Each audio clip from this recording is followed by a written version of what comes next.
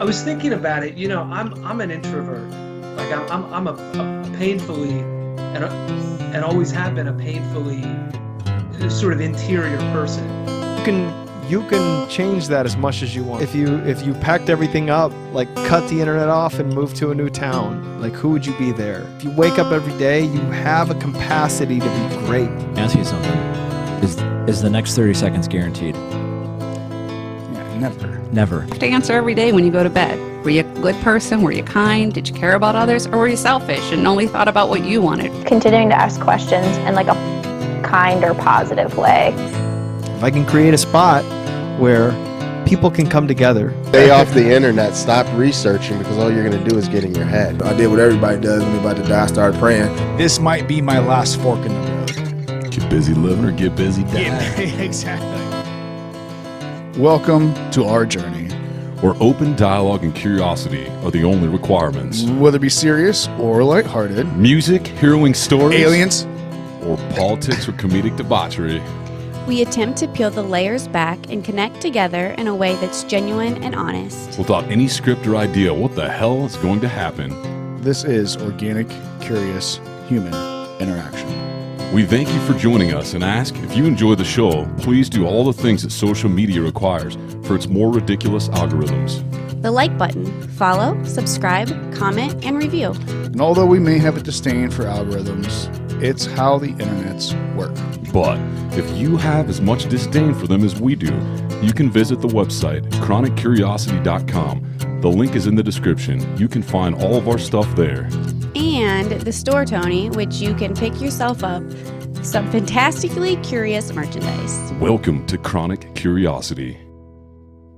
And here we go. As possible, but I don't have an actual time constraint. All right, I just want to make sure I didn't want to hold you up. Yeah. No. I was just telling him earlier that I was trying to go surfing, that I missed the group messages and stuff for it. So I'm just basically sitting around this, till like noon or 2. So okay, it's all fine. Awesome. We'll go ahead and get started then if you're good to go. Let's do it. All right. Well, we have Jason Szeftel with us today. Author, podcaster, China extraordinaire, expert. You do have your podcast called China Unraveled, which is, it's interesting. You take a different view or a different perspective, I guess, than a lot of people on China when they're discussing it, in the United States.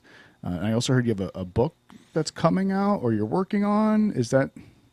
Yeah. So I'm basically spending most of my days revising this book, trying to get it out probably early next year. And right now it's also tentatively titled just China Unraveled, keep it simple.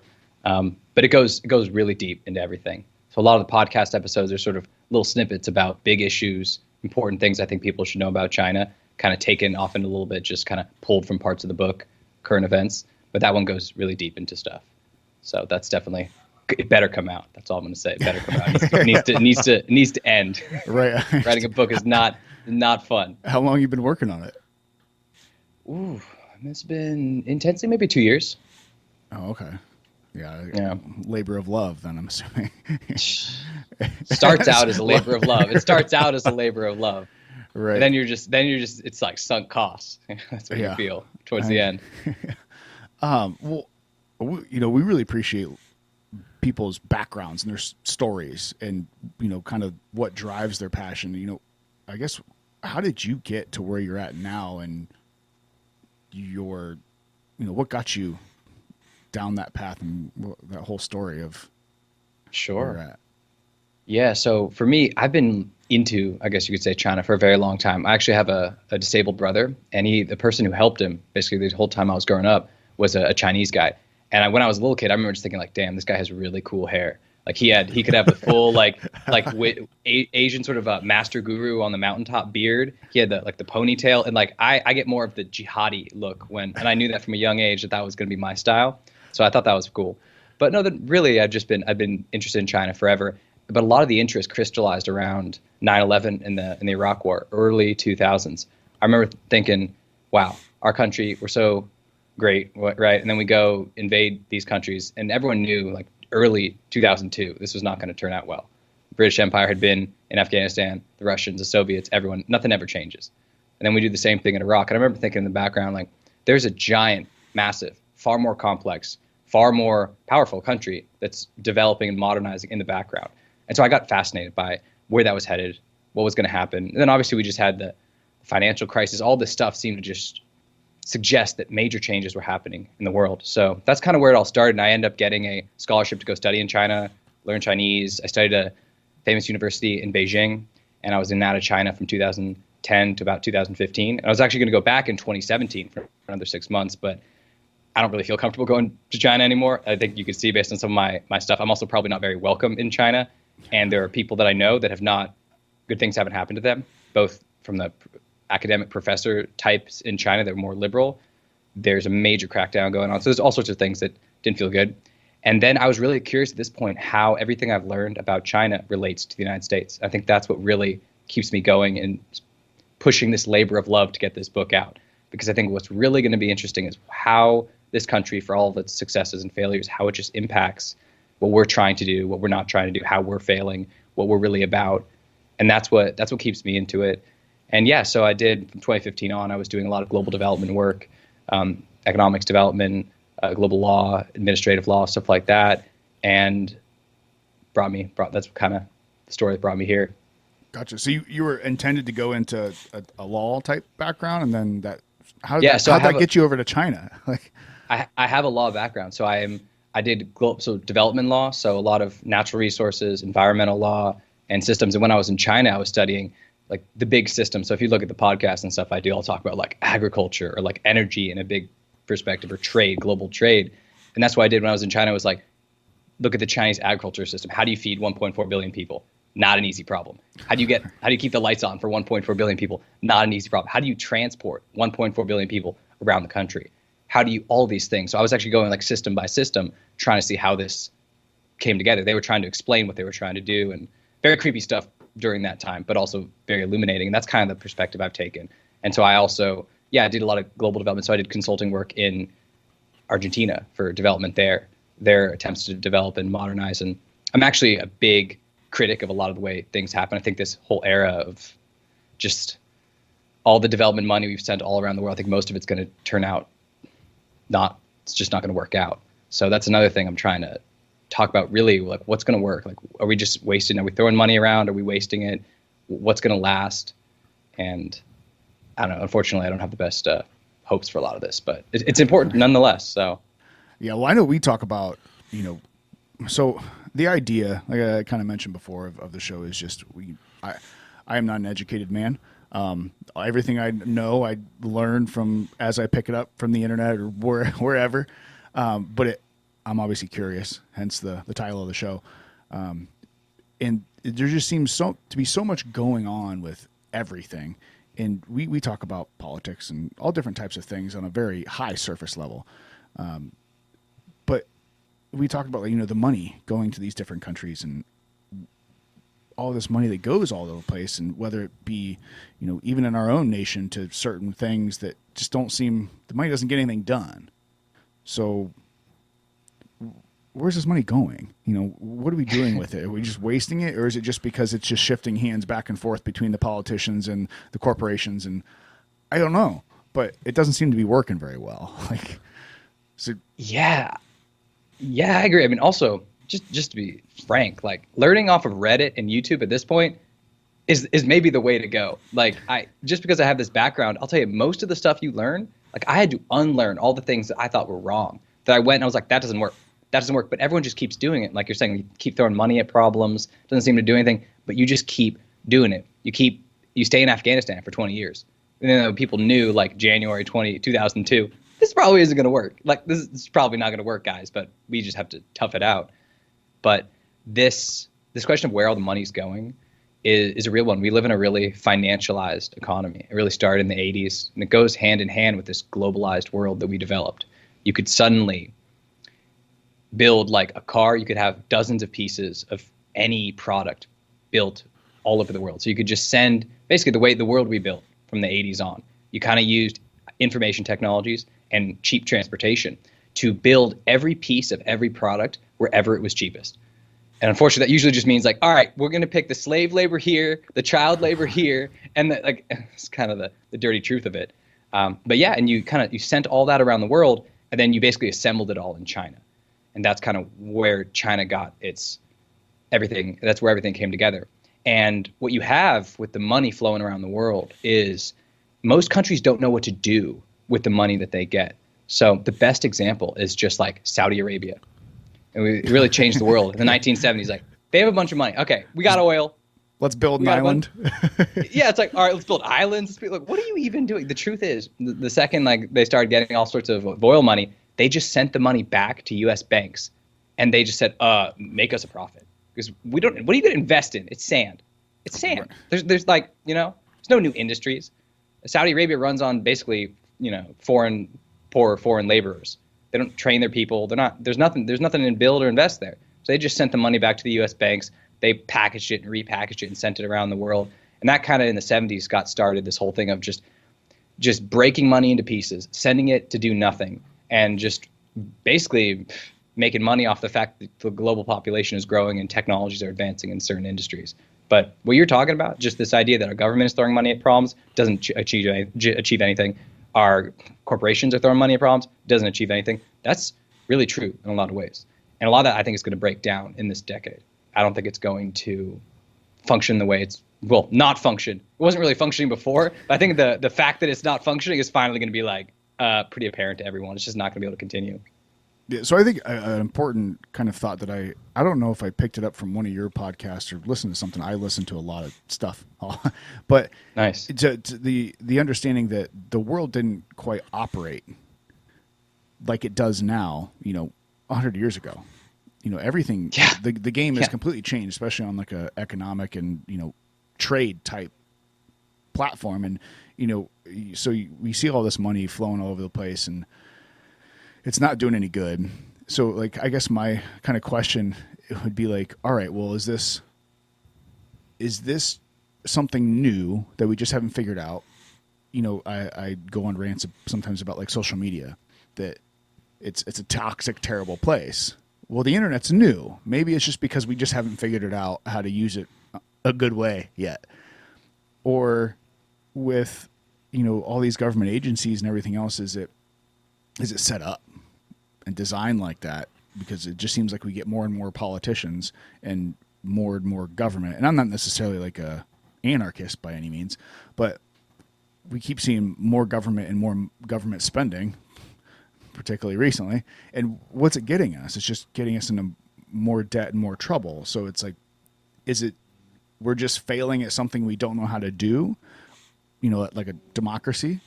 Or is there something more nefarious to it? Because a lot of people have those conspiracies where it goes way off the other end of, this is all designed, and, there's a bunch of names you can't say or you'll get, Epstein or whatever. But like, so like, what kind of the end of that spectrum, understanding more than I know about international, economics and whatnot. Where do you fall on that line? Well, I always go for incompetence more than like coordinated global malevolence. And like guys can't keep a single secret about anything. They can't, they can't hide stuff on their iPad from their girlfriends, let alone from the entire like world. So I'm definitely on that. I think a lot of what we see is just we're unwilling to give up the systems and the processes and the administrative agencies and the procedures that we've just developed. And there's no one who generates new ideas and is able to really push them through, particularly in the government. So you just end up with, a great example is just like NATO, for example. NATO was a great thing to compete with the Soviet Union, like prevented it from just steamrolling all of Western Europe. A big event I like to give, and so I put it out in the book, is sort of, we got to remember, you were saying it perfectly, like 100 years ago, this world did not exist. We had an imperial, I call it just the imperial past. Basically, we had a world of empires everywhere.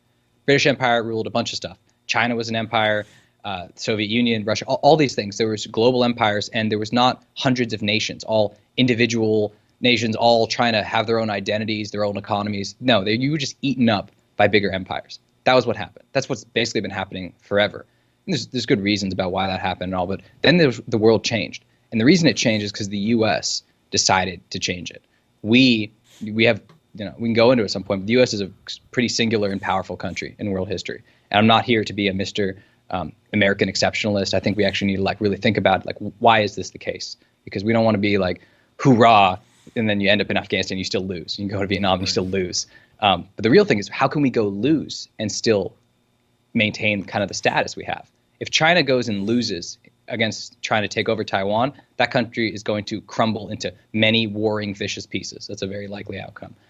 The U.S., we go fail in Afghanistan, go fail in Vietnam, fail in Iraq, and like it's pathetic on a sense. It's like we feel dumb, but we don't like come out of. We pick ourselves back up. So I think that's an important thing. But for most of the world, in most history, it was just empires. And then after 1945, things really changed.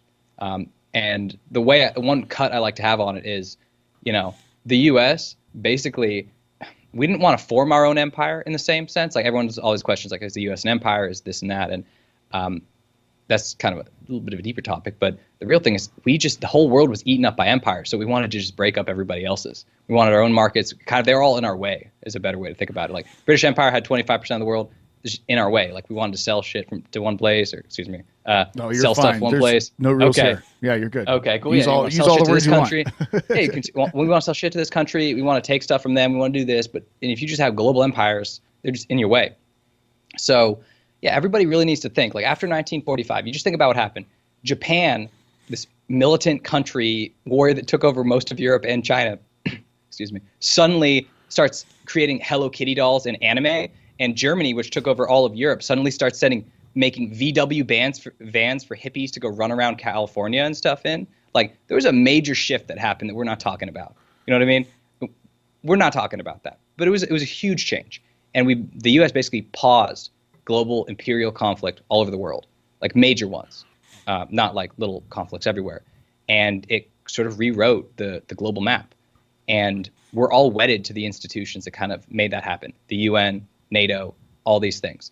And it's a big moment. It's really impressive. It's really cool. But most of this stuff isn't exactly working anymore. But no one knows what to do in the U.S. government. I mean, that's why I tell people, like, even whether you love Biden, hate Biden, or it was love Trump or hate Trump, these guys don't have a plan for how to transform everything. There's too much going on. And what's happening is just things are just crumbling.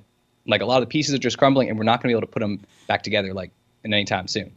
So, yeah, well, a little cut on it. Kind of went to a bunch of different places. Well, I think kind of breaking it down, it seems like there's just, when you mentioned like China, like even more simple, you have the United States of 330 million people roughly. Yeah. And to try to like think about if running something like that with that many people, with you said feeding that many people, or all these different things, all the different people's needs. I say it a lot that I think we are quite isolated. The average person in the United States is isolated from what's really going on everywhere. And I think that's had a negative effect on our thought processes, because we get so kind of self-centered in a way that we forget that even in our own nation, we have another 329 million, 999,000, all these other people that we don't think about. And then you throw a country like China in the bunch where you said they're like 1.5 billion now. Yeah, their statistics are getting a little fuzzy. You don't really know. They're kind of getting surprise, like Russia. surprise. Like, yeah, we're not. Like you look at all their graphs, and everything. It's like all the lines get suspiciously like flat or beautifully curvy. It's like, that's not nature. Anyway, yeah, it's like 1.4-ish, something like that, billion. So that's 5 times, what we have. And it's trying to even think about those numbers kind of makes your brain kind of, it doesn't really work. So like in all the interconnections in maybe, I used to be very, very cynical of government and all different things, and most people should be a little bit, I think. Yeah, but definitely. When you realize, like you said, that there's so many people, there's so many things going on, we've never tried to work together as a world and connect all these things and all these economies and all these different things, where you kind of forget that there's a lot going on. Because one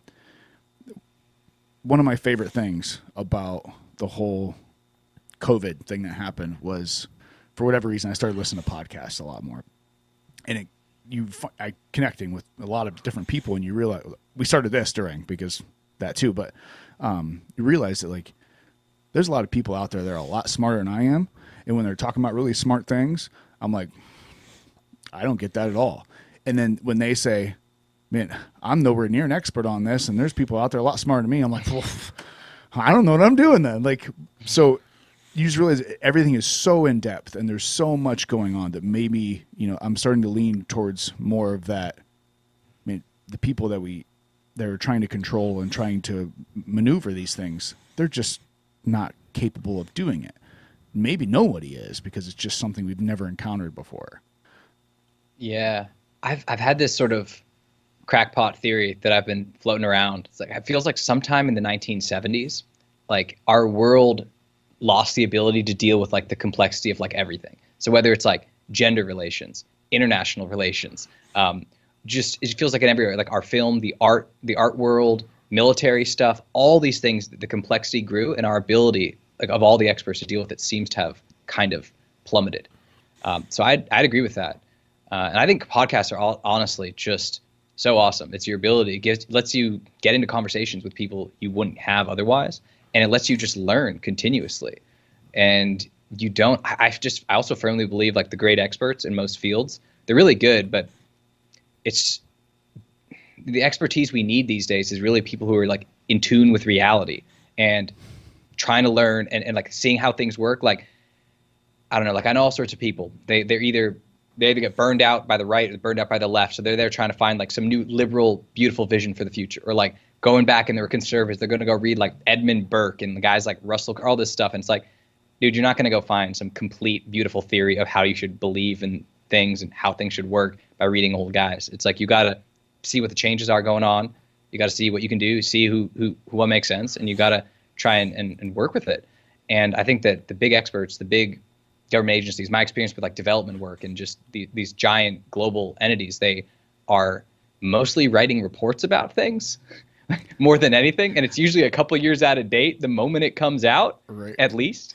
So it's just tough, man. But I agree with you. There's always like a new expert, a new layer, right? You're like, you think you got it. And I found this with China. I've been basically looking at China for over 15 years, and I'll repeatedly go find something new. It's like, I had no idea about this. I had no idea about this. And does it fit into my theory? Does it fit into everything? And you always got to kind of question it. But that's kind of the thing I've learned, is that all of our theories are usually pretty weak, and like the people who are most wedded to their theories, they often like crumble when it collapses. Like they're like, oh no, I thought the world worked like this. Pfft, no, it doesn't work like this. And then they just don't know what to do. You really just got, if you just keep punching at it, you keep trying to figure out what works. If your stuff keeps failing, like the pieces, what remains will be really useful. And I think it works the same with podcasting and everything. Like if you just keep listening, you keep working at it, you'll suddenly find yourself feeling more informed than way more people than you expected. Right. You know? Yeah, well, I think too. You mentioned the experts a couple times, and I don't know if I picked it up from somewhere, or I'm sure I did. But I always like to say the experts are always wrong if you give them enough time, because you get another layer of information. You learn some more things. Or I use the example a lot of times too, where it's like I don't know if you follow like skateboarding or anything, is like Tony Hawk. Everyone pretty much knows who Tony Hawk is. When he landed the first like 900, it was like this massive thing, and he broke like 20 different bones in his body trying to do it. Well, now the 900 is just, that's a good trick. But there's so much more than that, because it's that you have that foundation that's built, and then somebody else figures the next piece out and figures the next piece out, and to think that one person can figure it all out and have all the answers, well, it's kind of silly to expect that of anybody, or even yourself. So it's interesting you mentioned, sometimes these things just fall apart naturally because we just can't put the pieces on it, properly. Yeah. Yeah. We got to build off of them. Like you're saying, like we got to, you got to build off of, Tony Hawk doing the last trick, and then add your thing to it, get it a little better. Then, the guys who see you and look up to you, they add a little bit to it. And I think that's the way it works. But do you guys get the sense that there's like sort of the lines of communication up to like guys 15 years older than you, 30 years older than you, feels a bit like these are being cut in a way. Like it used to be, you'd be in an organization, you see the guys who are 10 years older than you'd be like following up in their footsteps, blah, blah, blah. I'm just noticing a lot of, not just guys, but just thinking of guys, like there's these mentor figures, these people who you're seeing what they're doing. You're like, oh, I can do that. I'm going to add my own thing.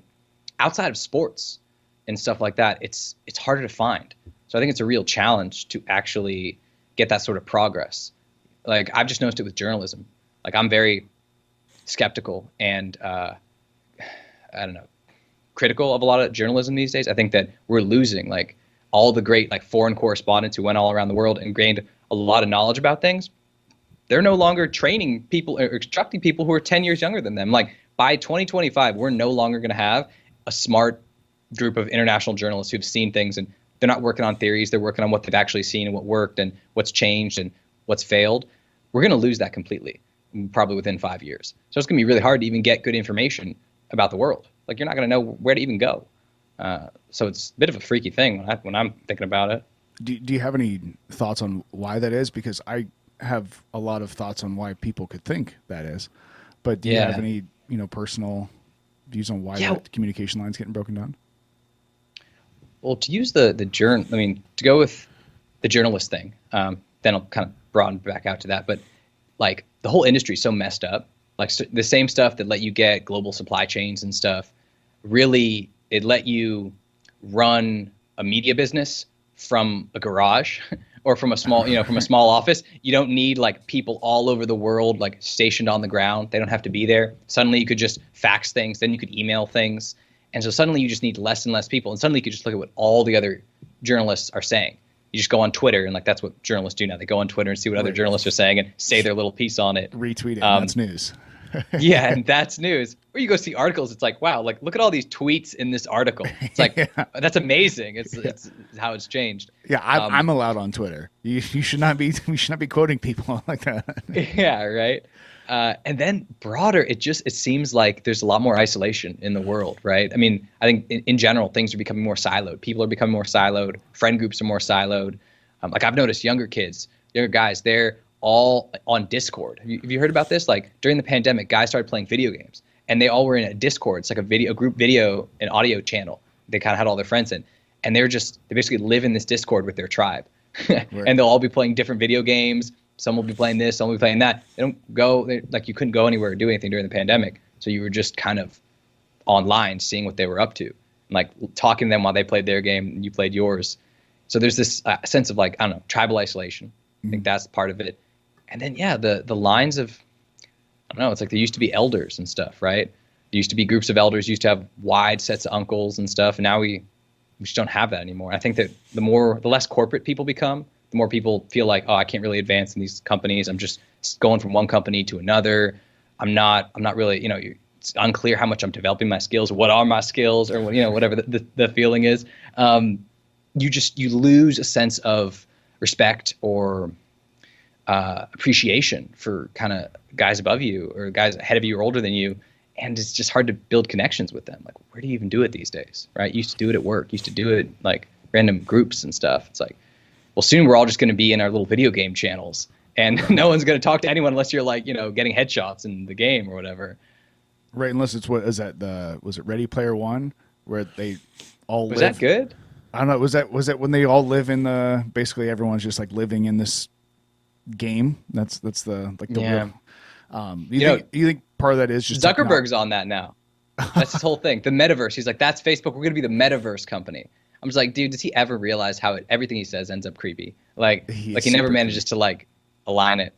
Well, I've made the joke before that he was like, if aliens were like try to recreate humans, he was like one of the beginning like stages where it was like, no, we know, we can tell, Zuckerberg, you're not really human.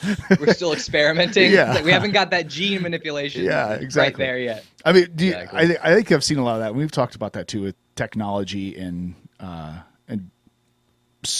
social media and different things. And because that was one thing that we started this, because it was the pandemic and social media and people were just losing their minds. And it just kind of really hit us that we kind of talked. We started out playing music, and nice. We had some of the equipment. And we talked about doing podcasts and whatnot, and it was like, we just started realizing that people just didn't talk anymore. There was no interaction or real communication. Like, 160 characters or whatever it is on Twitter, like that's not communication. That's, I don't even know what that is. It's terrible. It's like a Sunday comic. That's about as good as it gets. It's funny because, technology has given us, what we believe to be this extraordinary amount of communication between people.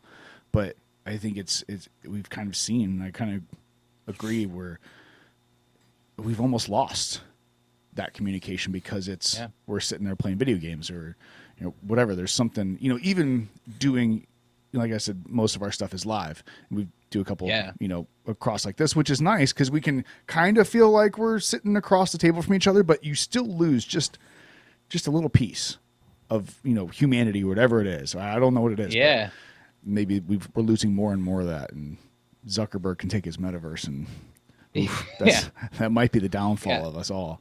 Yeah, he's basically saying, "Here, I'll take it all." That's what it sounds like. I'm going to take it all from you guys. It's like, don't worry, you're going to be in a virtual reality world, but really, you're going to lose all vestiges of human communication and contact.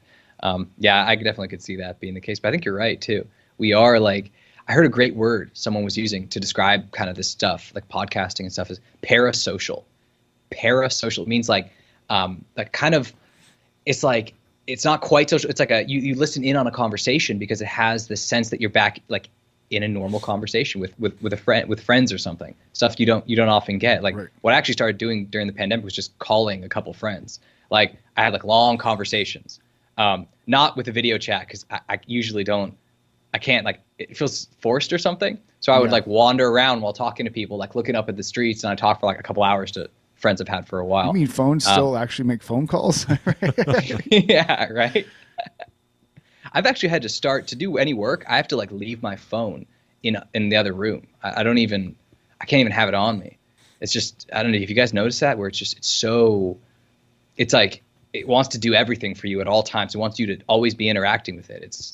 I don't know. I find it like painful at times. It's a simulation, Tony. Totally. It's plugged into us. No, I totally agree. I think all of this kind of ties into, the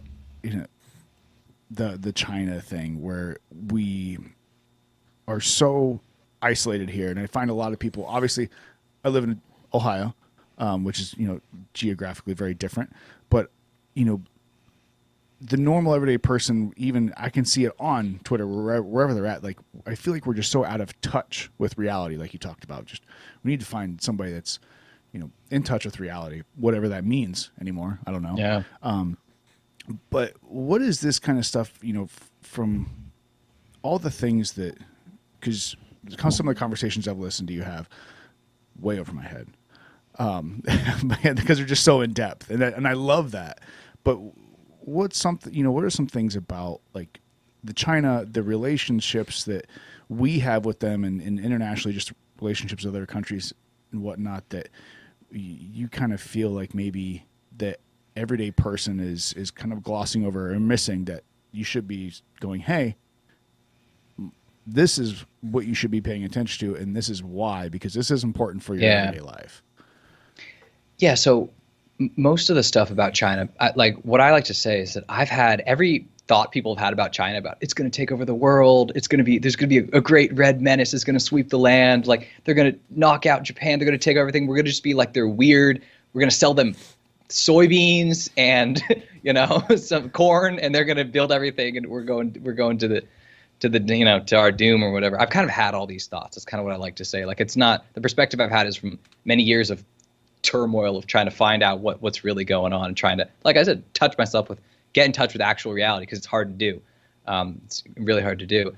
But what I would always tell people to keep in mind is that China's history is a very dark and brutal thing. You can go look, there's all these dynasties, there's all this stuff. Yeah, most of Chinese history is serious, unrelenting violence and chaos. And so my little one-liner that I like to say, which it's so accurate, it's a bit ominous, but accurate, is that in Chinese history, the options have typically been like tyranny or chaos. That's basically been it. So when you look at the Chinese government and they're doing heinous things, heinous, brutal, Machiavellian things all the time, their fear always is that if they don't do this, it won't be enough, that things are going to fall to shit, to massive, it's going to crumble into terrible, violent pieces. And that's what they're worried about. So everything they're doing, you kind of look at it from this frame. The reason they have crazy, wild infrastructure everywhere, they have crazy bridges, crazy roads, crazy trains, crazy ports, crazy airports, is because they feel like if we don't do it to the T, if we don't go 10x what other people are doing, it won't be enough. That's always the worry. And they're not wrong. They're not wrong. If they didn't do this, it would be real problems. And that's what you always got to remember. So China, often what they're doing is just anything possible to keep things together. And all the things we were kind of talking about at the beginning about how things are changing, the structures, the institutions we built that no one knows how to replace are disappearing, kind of breaking apart. None of this is good for China. China's only come together in the way it has since the late 1970s when it joined into the U.S. system, right? What's his name? Nixon went there, things got a little better, and China, Mao died, and then they kind of could start trying to integrate into the modern world. But it is a dicey thing. It's not like a great thing to think about is like the U.S. We were talking about how the U.S. is kind of a powerful country. Well, it's been really powerful since like the 1880s. It was the largest food producer, largest consumer market, largest industrial power. It had the largest transportation system. It's been superlative and all this stuff for a very long time, like 140 years. That's not China. Almost no empire in Chinese history has ever lasted that long. It typically lasts like a couple decades before things start to just get out of control. So that's something I'd always keep in mind. When China looks like it's doing terrible things in Hong Kong, it looks like it's basically crushing this city, which it is, to make it an indistinguishable part of the great faceless Chinese communist state, which it is. They're not doing that because they want to crush any kind of Hong Kong. They're doing it because they're worried that, hey, if this little city starts acting up here, well, there's 12 other cities, 20, 30, 40 all around it, just like it, that might do the same thing. And the Communist Party is 95 million people, about. The country, like we said, is 1.4 billion people. When things get out of control, you cannot stop it. It is a runaway train. You could have millions, like just imagine millions. Like we had, so Black Lives Matter protests in the U.S. were small. They were basically a couple tens of thousands at most. And it was very small in the end. Things in China, what do you do when millions of people start? You lose all capacity to even impact the situation. And so what's really crazy is the COVID stuff. The first couple of podcasts I did kind of talk about this. The COVID response that China did, it wasn't actually a public health response. This was their internal security systems they'd been building in case of an insurrection. Is what they actually used to do their lockdowns. That's what this was. And so you saw insane things. We saw AI we saw surveillance technology, we saw facial recognition, we saw total control of people's movements, we saw neighborhood monitoring, we saw people's basically their apartment buildings just lock them in, like digital lock. Oh, sorry, you're locked in. You're not allowed to leave your quarantine. We saw total monitoring of everyone's movement, communications, everything. Like all the stuff they've been using in Xinjiang, all these other places to basically control restive, poorly assimilated, recently conquered peoples. They're using what's becoming widespread in China. So that's always the frame I like to keep people with. It's like China's not, they want to conquer the world or whatever. They want to make sure their country doesn't crumble into pieces. That's 100% the right perspective to take. It doesn't mean it's not threatening. It doesn't mean it's not going to do terrible things. It doesn't mean it's not a worry in many ways. But you got to remember, it's just a very different place. Like the U.S. able to go invade Afghanistan, be able to go invade Vietnam. Like China's just trying to get Taiwan, which is like 100 miles off the coast. It's just a very different country with different capabilities and stuff. And I just feel like that gets really lost in this whole debate. That this place is, it's a dictatorship that's trying to prevent everything from turning into chaos, mostly. So there's a couple things there that, it seems like there's just so, like you said, there's so many people, and to be able to control, that many people. Do you think that's partially the reason? Well, two things. Maybe you can talk on this one first, and then, a lot of people look at China and they say this communist regime that controls all these things and whatnot, but they also have some sort of like capitalist like encouragement to their businesses.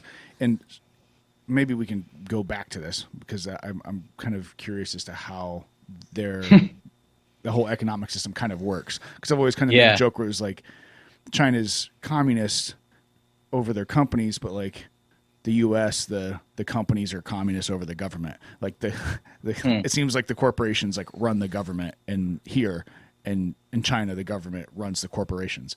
Little reverse thing there. But do you think that's one reason why they have so many restrictions on their internet type things and what they allow into the country, because they're just trying to keep everything from falling apart? And in addition to that, I've heard people say that like maybe the United States is getting too big and we need to kind of just split it up like peacefully and into different, because it's just getting so different and so hard to run. And then you take that and you blow it up into something like China. It's just bigger geographically and people. Is that kind of why they are just the way they are? Because it's like we're just trying to keep it all together. Yeah, I mean, I'll start with the first one, which is just about how does this apparently communist place, how do they have all these billionaires? How do they have all these giant companies, right? So I'm actually doing a podcast episode about this because it's maybe the most common question I've been asked, and I want to find a way to say it simply and kind of clearly. So I'll try that right now too. Let's see if it works. But the way to think about it is just it's a one-party state is the easiest way. Forget communism for a second. Forget capitalism. This is a one-party state. A modern version of a dictator. You can't have just a dictator. You need like a whole party around him at this point. It's a dictatorship, one-party state. And that's the way to think about it. Like what I actually like to tell people is that most likely, let's say the communists hadn't won in 1949. They'd lost. It was the nationalists. It probably would have ended up a dictatorship too. Spoiler, right? These things are about the country itself. It's not about the ideology. It's particularly heinous and gruesome, a lot of things they did for the because they were communists. But a lot of communism is really just kind of a form of Chinese nationalism, right? Like China was never a nation for thousands of years. It was like basically a culture, a civilization, something like that. There's a lot of people who say, yeah, that China's not really a nation state, it's more of a civilization, something like that. And something like that is pretty true. But this question of like, how do you make this civilization work in the modern world, not only as like a nation, like, the US or whatever, but in this economy that we have. So what basically happened is you had a one-party state that used money from basically exports in the southern ports. Basically, there's a bunch of ports in China. They're mostly in southern China, and this is where all the jade and all these other things were sold out of. Copper, all the pottery and all that kind of stuff just came out of these ports for hundreds of years, and they basically used that money to invest back in the country, and they started building all this stuff. Back in the 70s, like right now, you think, the Communist Party is not really around. What we're actually seeing is the Communist Party is like making a comeback. So this is the creepy stuff you guys will probably find just horrifying. But basically, in China, every group of more than like 10 or 15 people has a Communist Party member like inserted in it, if that makes sense. So if you go to Cleveland, you see a big multi-tenant story in your building in your downtown region, that there would be a party official, a party secretary, bureaucrat, whatever, embedded in that building that would be like monitoring all of the different tenants and all of the different contracts and stuff. They're just inserted into everything. That was how life was in the 70s before all these changes, before they integrated with the US and they started using money. They started basically having to interface with the rest of the world where nobody wants to deal with your random communist bureaucrat and everything. They started to pull all this back. And it just sort of, like you said, you had a one-party state, but you were able to create the space for all these businesses to develop because there's no other way that was going to happen. So they kind of pulled all this stuff back, focused on investment, focused on building bridges and all this different stuff and enhancing the military and all this. But they let a lot of the natural capitalism, the natural sort of productive behavior interface with the rest of the world in kind of normal businesses, right? You had the overarching state that all these businesses kind of pulled the Communist Party back. Well, that show's over.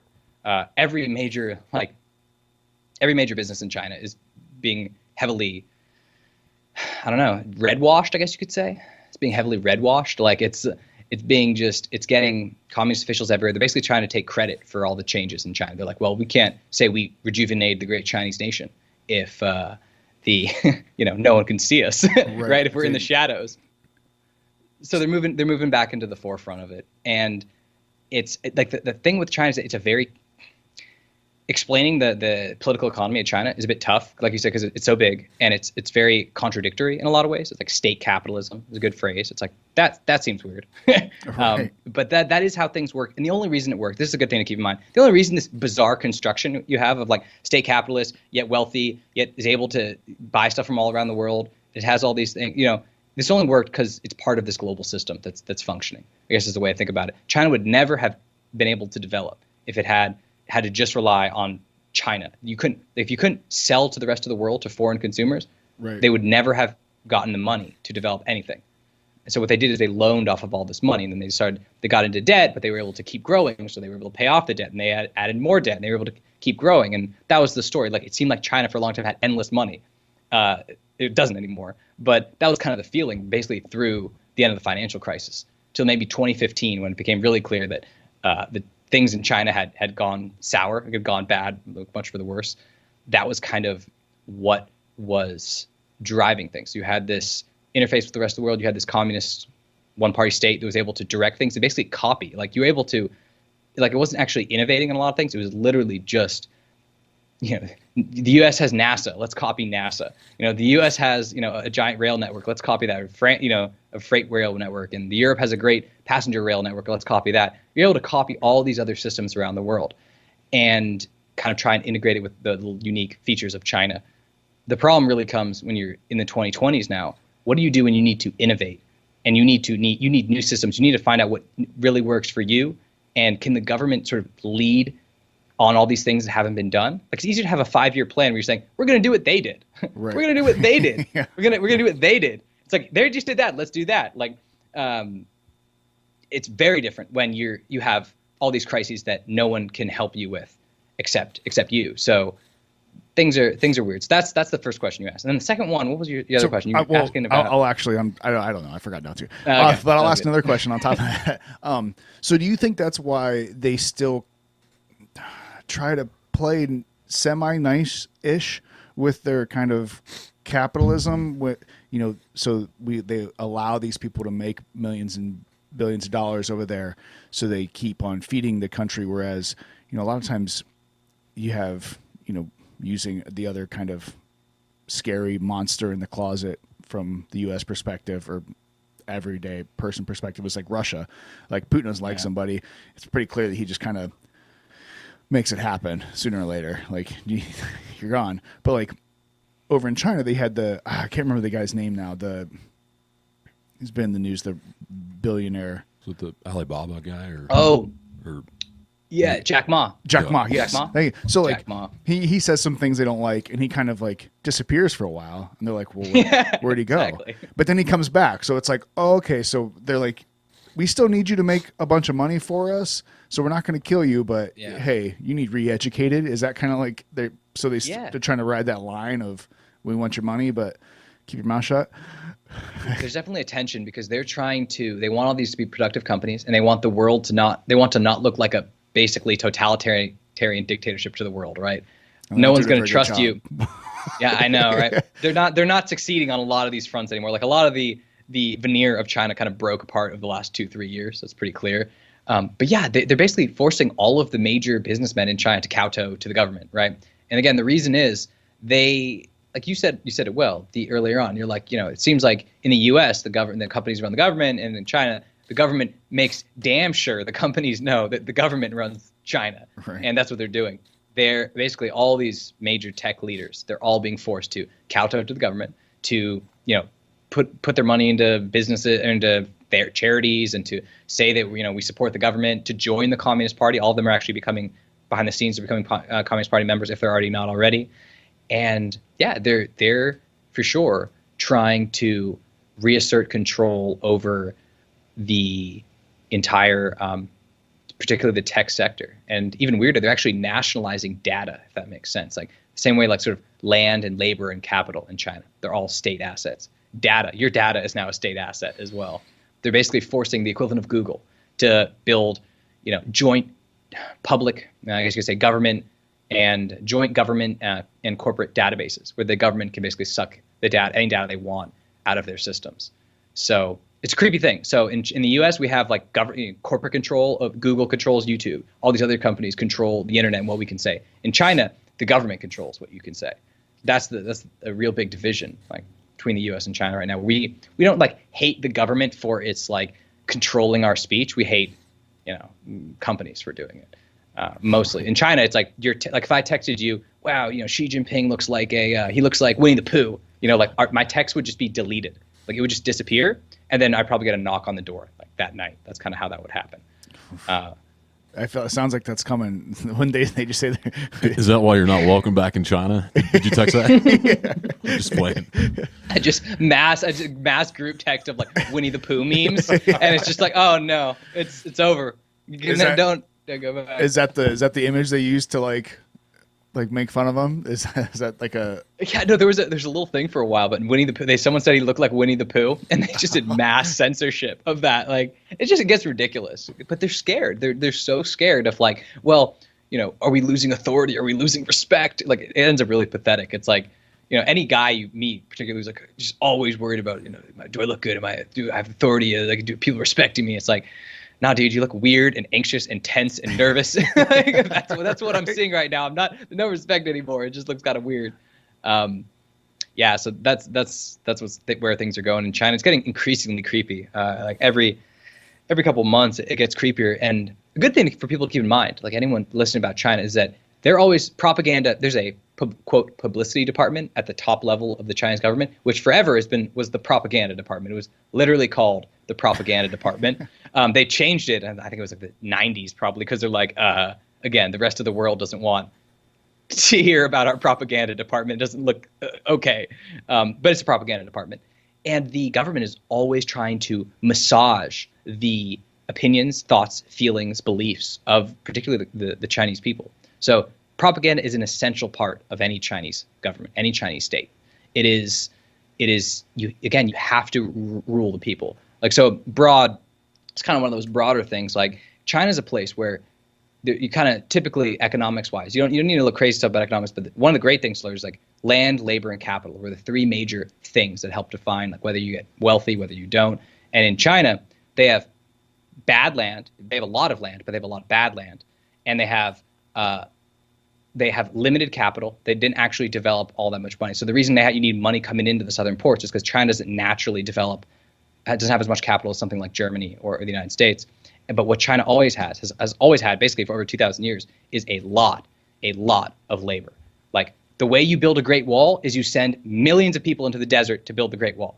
When you need to build a port, you send millions of people. When you have so many people that you need to just keep building, you do a Belt and Road Initiative to send your people all over the world to keep building all this stuff. Like they are constantly keeping their people busy, and because they don't want them to say go on a long walk together down to the neighbor, or the thing. And then at the same time, you keep them busy, and then you also you control what they think. I mean, it's just the only way to do it. Like again, this is like it's so foreign to us, where we're like more individualist beliefs that we have in the U.S. But in China, you're worried about rebellion. I mean, the people are both the greatest resource in the country because it lets you build everything. China had the largest workforce in human history from the 90s to today, and they used it to build a crazy society, like 600 major cities, over 100 with 1 million people, crazy stuff. Like in our lifetime, they did all that. At the same time, you can't have the people stop. And you can't have them stop and think, especially. Like neither, that doesn't go together. And that's that major challenge. It's both the gravest threat to China is the Chinese people. Not because they're like mean or anything. It's just that things, like we said, they don't come together well in that country.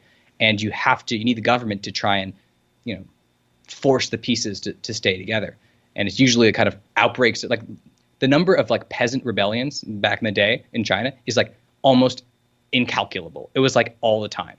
But there's always a rebellion somewhere all the time. And what technology lets you do, what all of these crazy surveillance technologies are doing, is they are making possible forms of social control and population control that no one's ever seen and the Chinese government has never seen.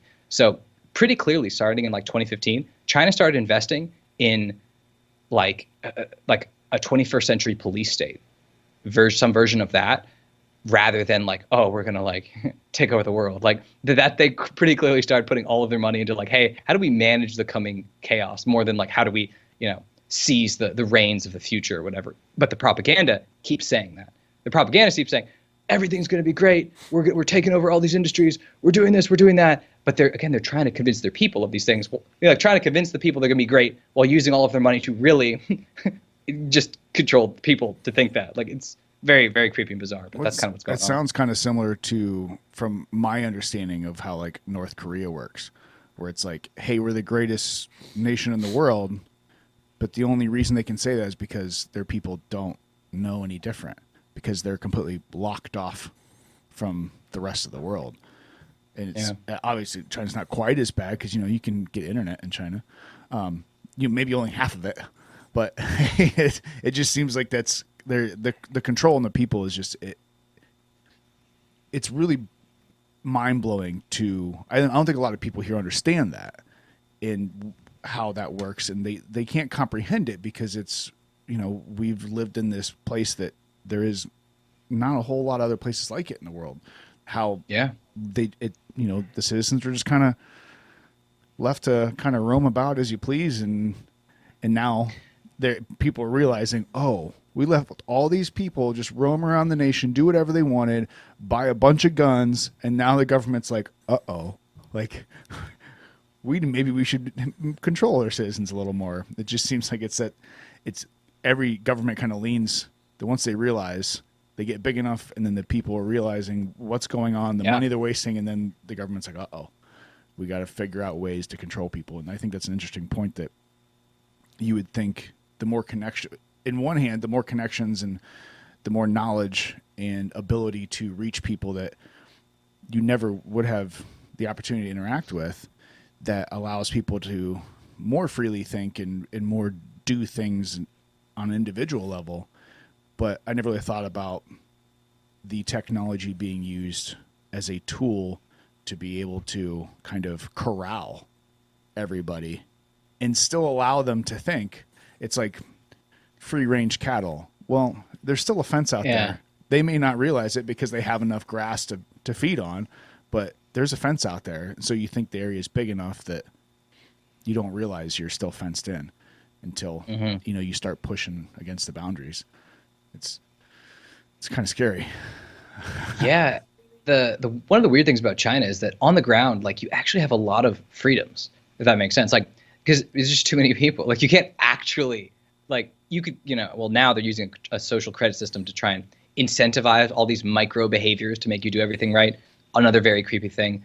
But yeah, typically, like let's say in the 2000s, early 2000s, like you could go like pee in the street and do all sorts of things. Like no one would. That wasn't what they're worried about. They're really worried about like the political stuff, the stuff that hits at like political authority. That's where like the red lines come down hard on you. But it is definitely true, like that connection to North Korea too.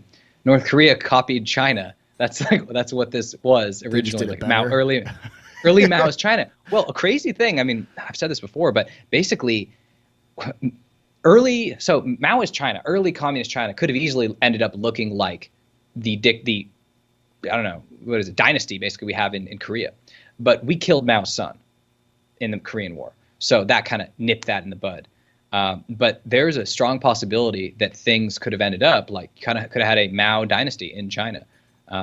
It's like it would have made so much sense. That's what China's always had, right? And they didn't actually have a model for like government. Like China doesn't know how to transition power between leaders, right? So let's say Xi Jinping died, boom, had a heart attack right now.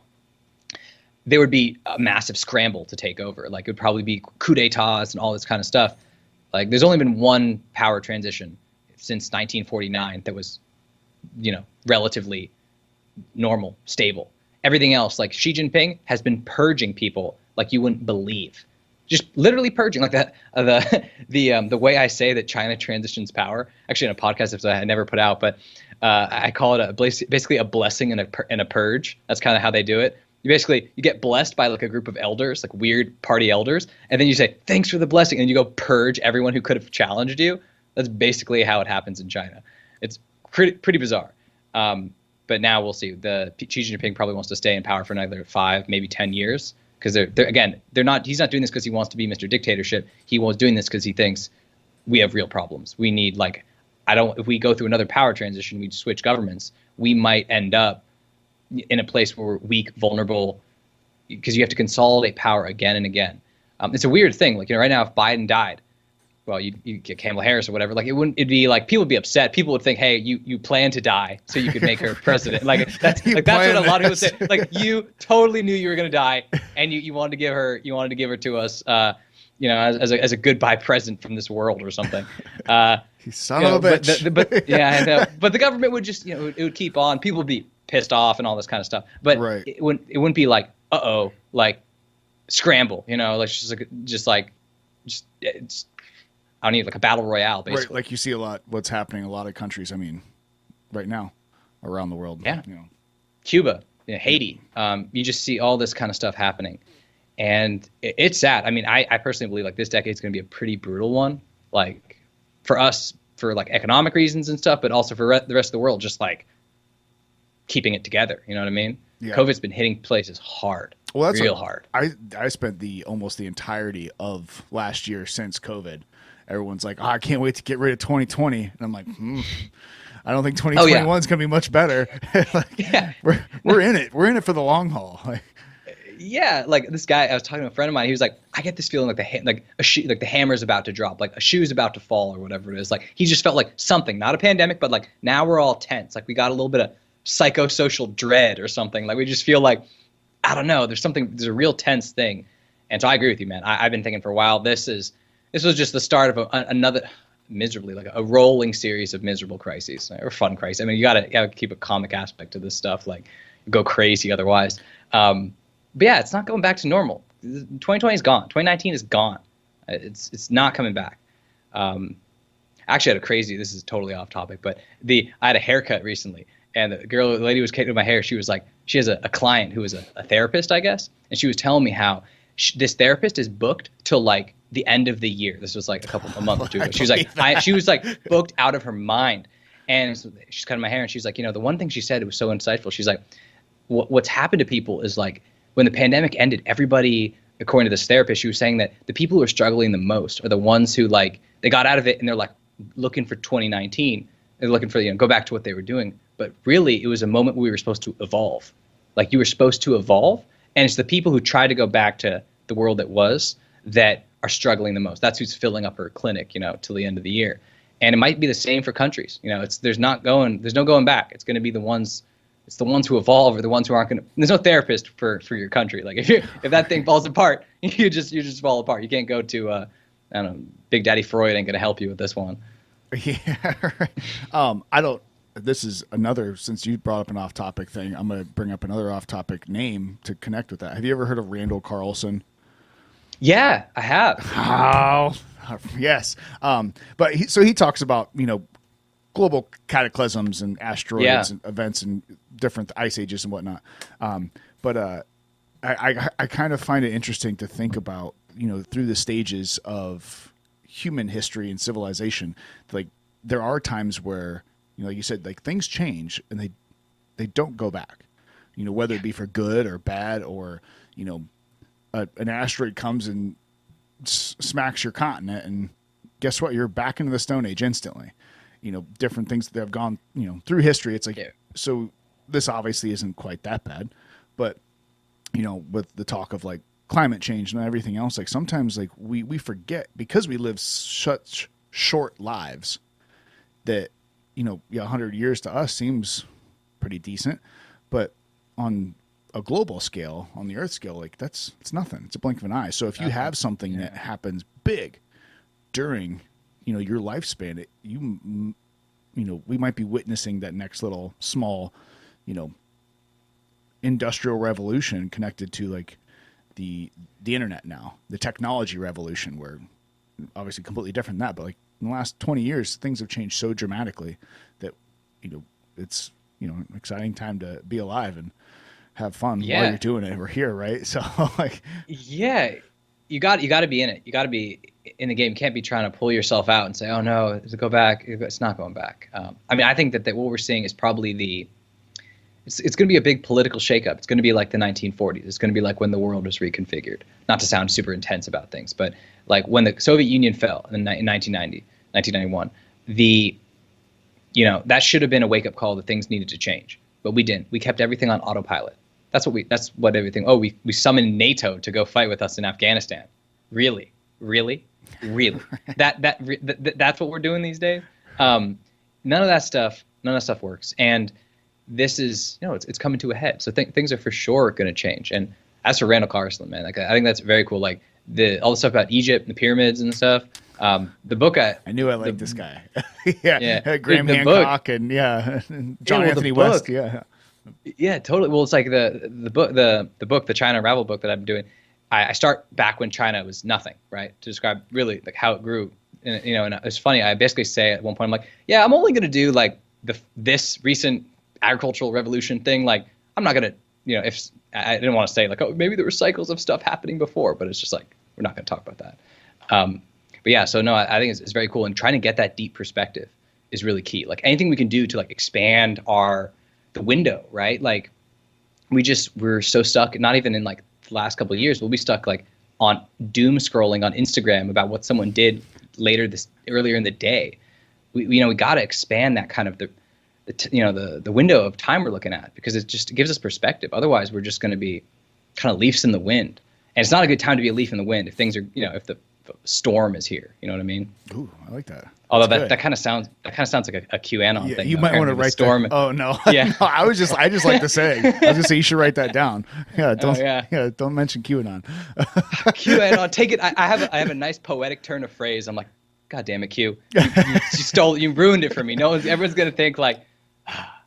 Yeah, everyone's gonna think you're crazy now. Well, I think it's really. Yeah. I think it's a really good point of realizing the time frame. We had one of our guests actually buy us. I don't know if you've ever seen a histo map. Switch to your camera because you can see it through that camera. So I have it on the back of the door. So it's like it's you can't see the whole thing, but it's 4,000 years of like world history and like power. So each like color is like a different like the Roman Empire, different blocks of people, and it shows us all the way down. Right. You can't see all the way down at the bottom is the United States, and it's like this tiny little section. But the interesting thing that all the way on, I don't know which side it is, but that you see that red section that goes all the way down. Yeah, that's China. That's China.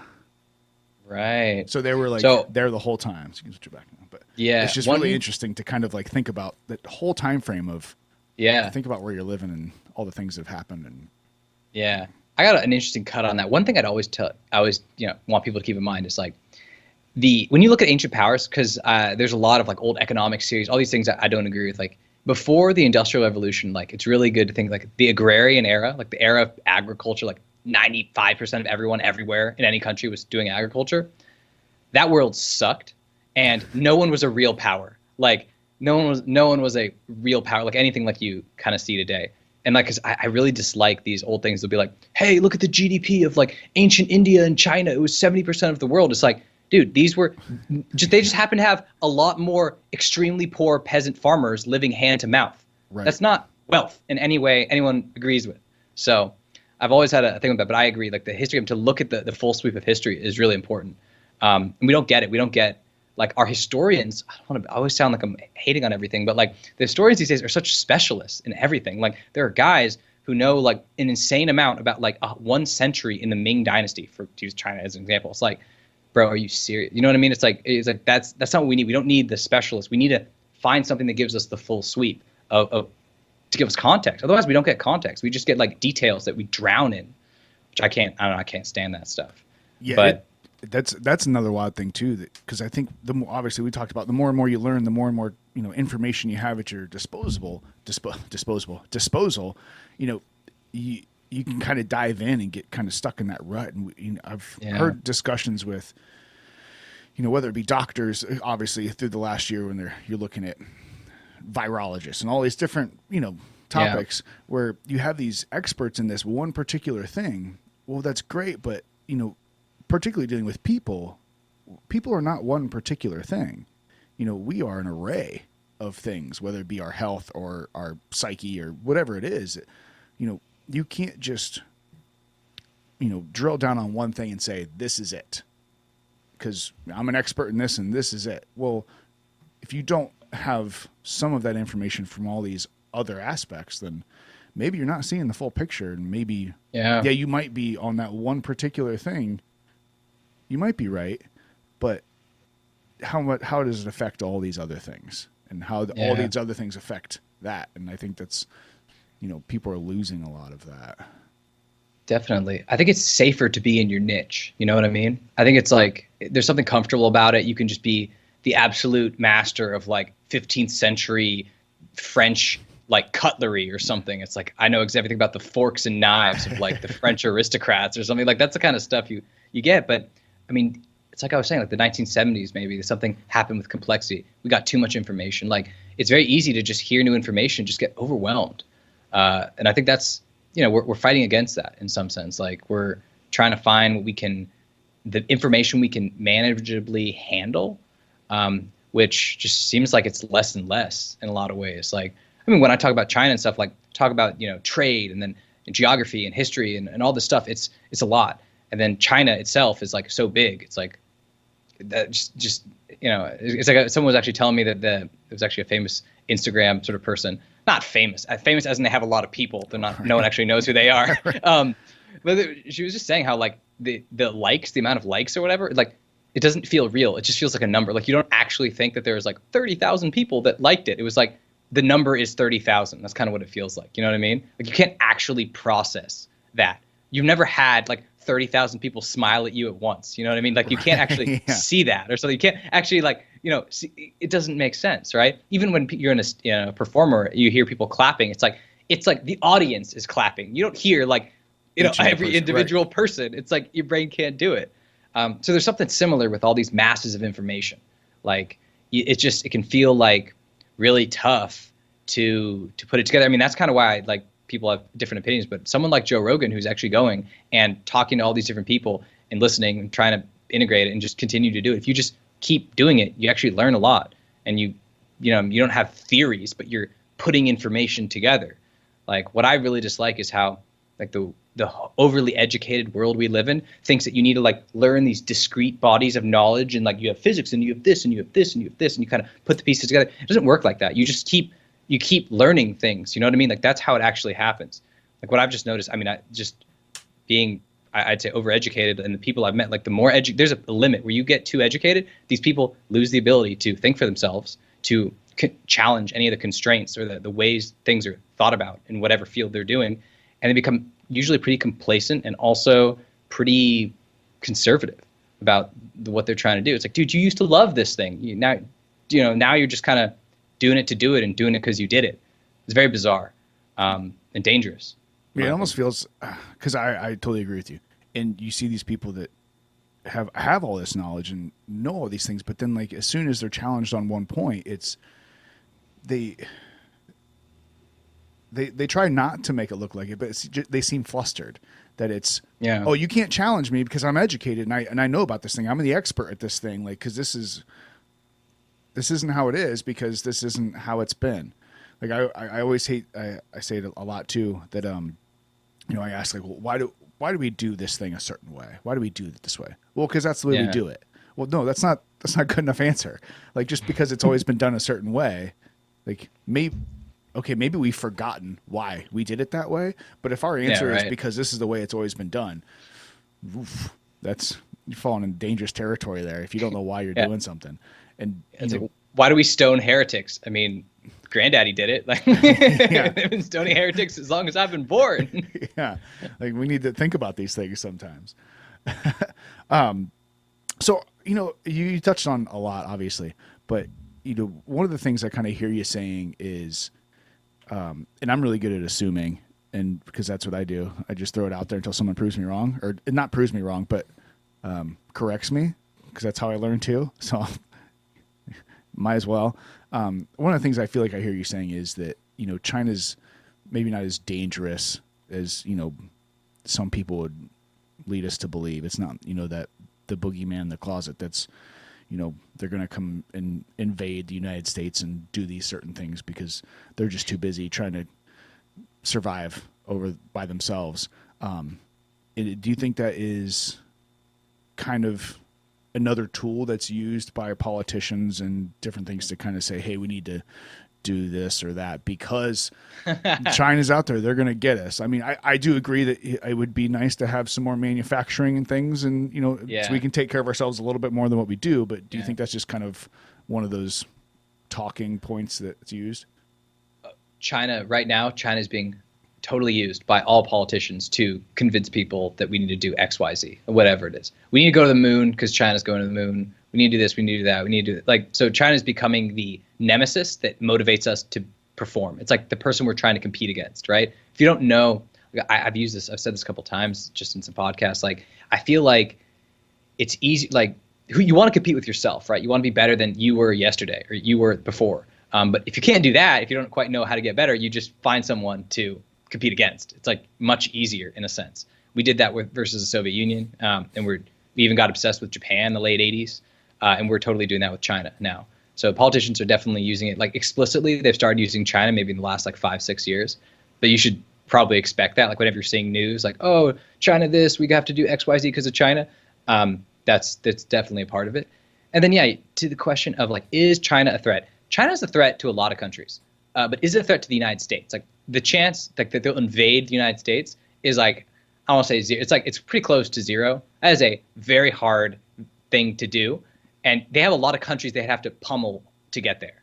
You know what I mean? Right. You have to probably take over. You probably have to steamroll South Korea, and Japan, and Taiwan, and probably Vietnam, and probably a few countries in Southeast Asia as well, just to get yourself ready to go. So that's tough. It's a big ocean. It's a big ocean, and China could flounder just trying to get Taiwan. Like, you can mine the Taiwan Strait and make it almost impossible for China to conquer the island. The reason China doesn't have Taiwan as part of China is because the U.S. Navy exists and didn't allow it to. It's the only reason. Otherwise, Mao would have taken hundreds of rowboats to like thousands and thousands of rowboats they would have built across the strait, and they would have just rowed over. But no, they couldn't do it because we exist, and that's true. Like, China is a real threat to Taiwan. It's a real threat to Japan, to a lot of Southeast Asian countries, there's Korea to some extent. But is it a threat to the United States? That's the real question. Like, often what the politicians are doing. So on the left, what they do is you say, hey, we have this beautiful global order we need to preserve and protect. So China's a threat to this order, therefore it's a threat to us, right? If it threatens anyone in this whole system, it's a threat to us. That's what you get there. On the right, they try to say it's actually a direct threat to the United States, which is really, it's kind of neither of these, right? And they're being used to manipulate you most of the time. The left is, this global system doesn't quite work anyway. Like, maybe it needs to be reformed, maybe it needs to be fixed, whatever. But no one in the government or with any plan has a concrete way of even trying to do that. And then with the right, it's like, well, it's a great way to invest in the military, but maybe the entire force structure of the U.S. military isn't what we need. And maybe it encourages us to go invade random countries and do random things that aren't necessary. So I would definitely be suspicious of it. But again, I think China's, it's a terrifying place. Everything it's doing is terrifying, right? Like, just all this stuff, the social controls, population controls, the military developments, all this stuff is pretty freaky. So there's an emotional response we're all getting. Like, everyone is feeling emotionally attacked by China, especially with the virus, with a possible lab leak, with all this stuff. It just feels like it's just this oppressive, endlessly oppressive sort of state. And the politicians are really kind of tapping into that. They feel this animus in the country. It's almost bipartisan. Like, both sides are shitting on China. And so that's rare. It's rare for both sides to agree. Especially nowadays. Yeah. So, like, you could expect a lot of things to move on the China front that, like, you won't in other places. Like, there was like a $100 billion bill to basically compete against China. That passed. Like, nothing passes anymore. So that's a surprise. But that's kind of where things are going. Like, China is a threat. We don't have a good way to actually evaluate the threat. We're doing like, oh, is Iraq a threat to the United States? What do you mean? You know what I mean? Like, what do you even mean? Like, right. They don't do that. And we don't have journalists. We don't have newspapers that we can trust that can say, actually keep any of these conversations in check. So you just end up with, like, this just morass of, like, emotional commentary and manipulation flying in all directions.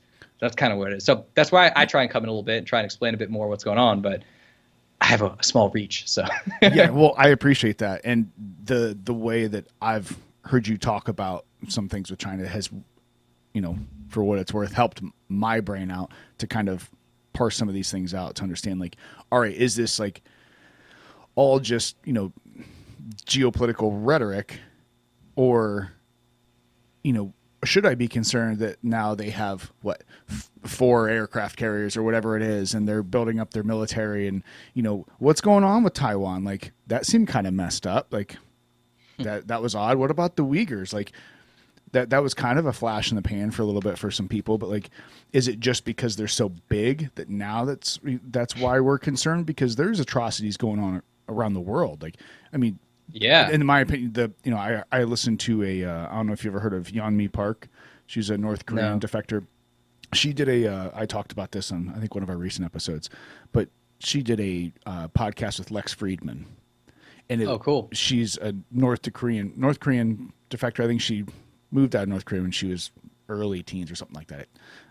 But just her telling, her life in North Korea and what it's like and what it's actually like. It's just like, wow. Like, we don't hear, there's no protests going on in, New York City for these people. Like, well, so like, where do these people, where do we find our battles? Where are these people choosing their battles? Are they really organically choosing them and have a desire to, stand up for these people? Or is it just someone goes, oh, hey, you guys need to be concerned about this now? And it's some kind of weird, rhetoric that's just pushed on just to kind of do something, some kind of weird 3D chess thing that's going on. Yeah, we're being pushed to be emotionally invested in like every conflict, but the only ones that surface are the ones that they want us to be invested in. So it's very, very much controlled. Like, it's also weird. The ones we tend to pick out are the ones where you either identify with the apparent perpetrator or victim. So if you can get people to identify with the aggressor or the victim, you just sort of use that to get people's emotions. But it's all sort of emotional, pushing and pulling in all these different directions. There are, constant, relentless, endless tragedies going on everywhere. But you can't process all of it. And I think also there's a good humanitarian impulse. Like, we want to help, you want to, be informed or whatever, but it's, like I was saying kind of earlier on, a lot of the development stuff we've done over the world, like there's been no period in human history to try and make your country work that's been as good as the last 75 years. Zero.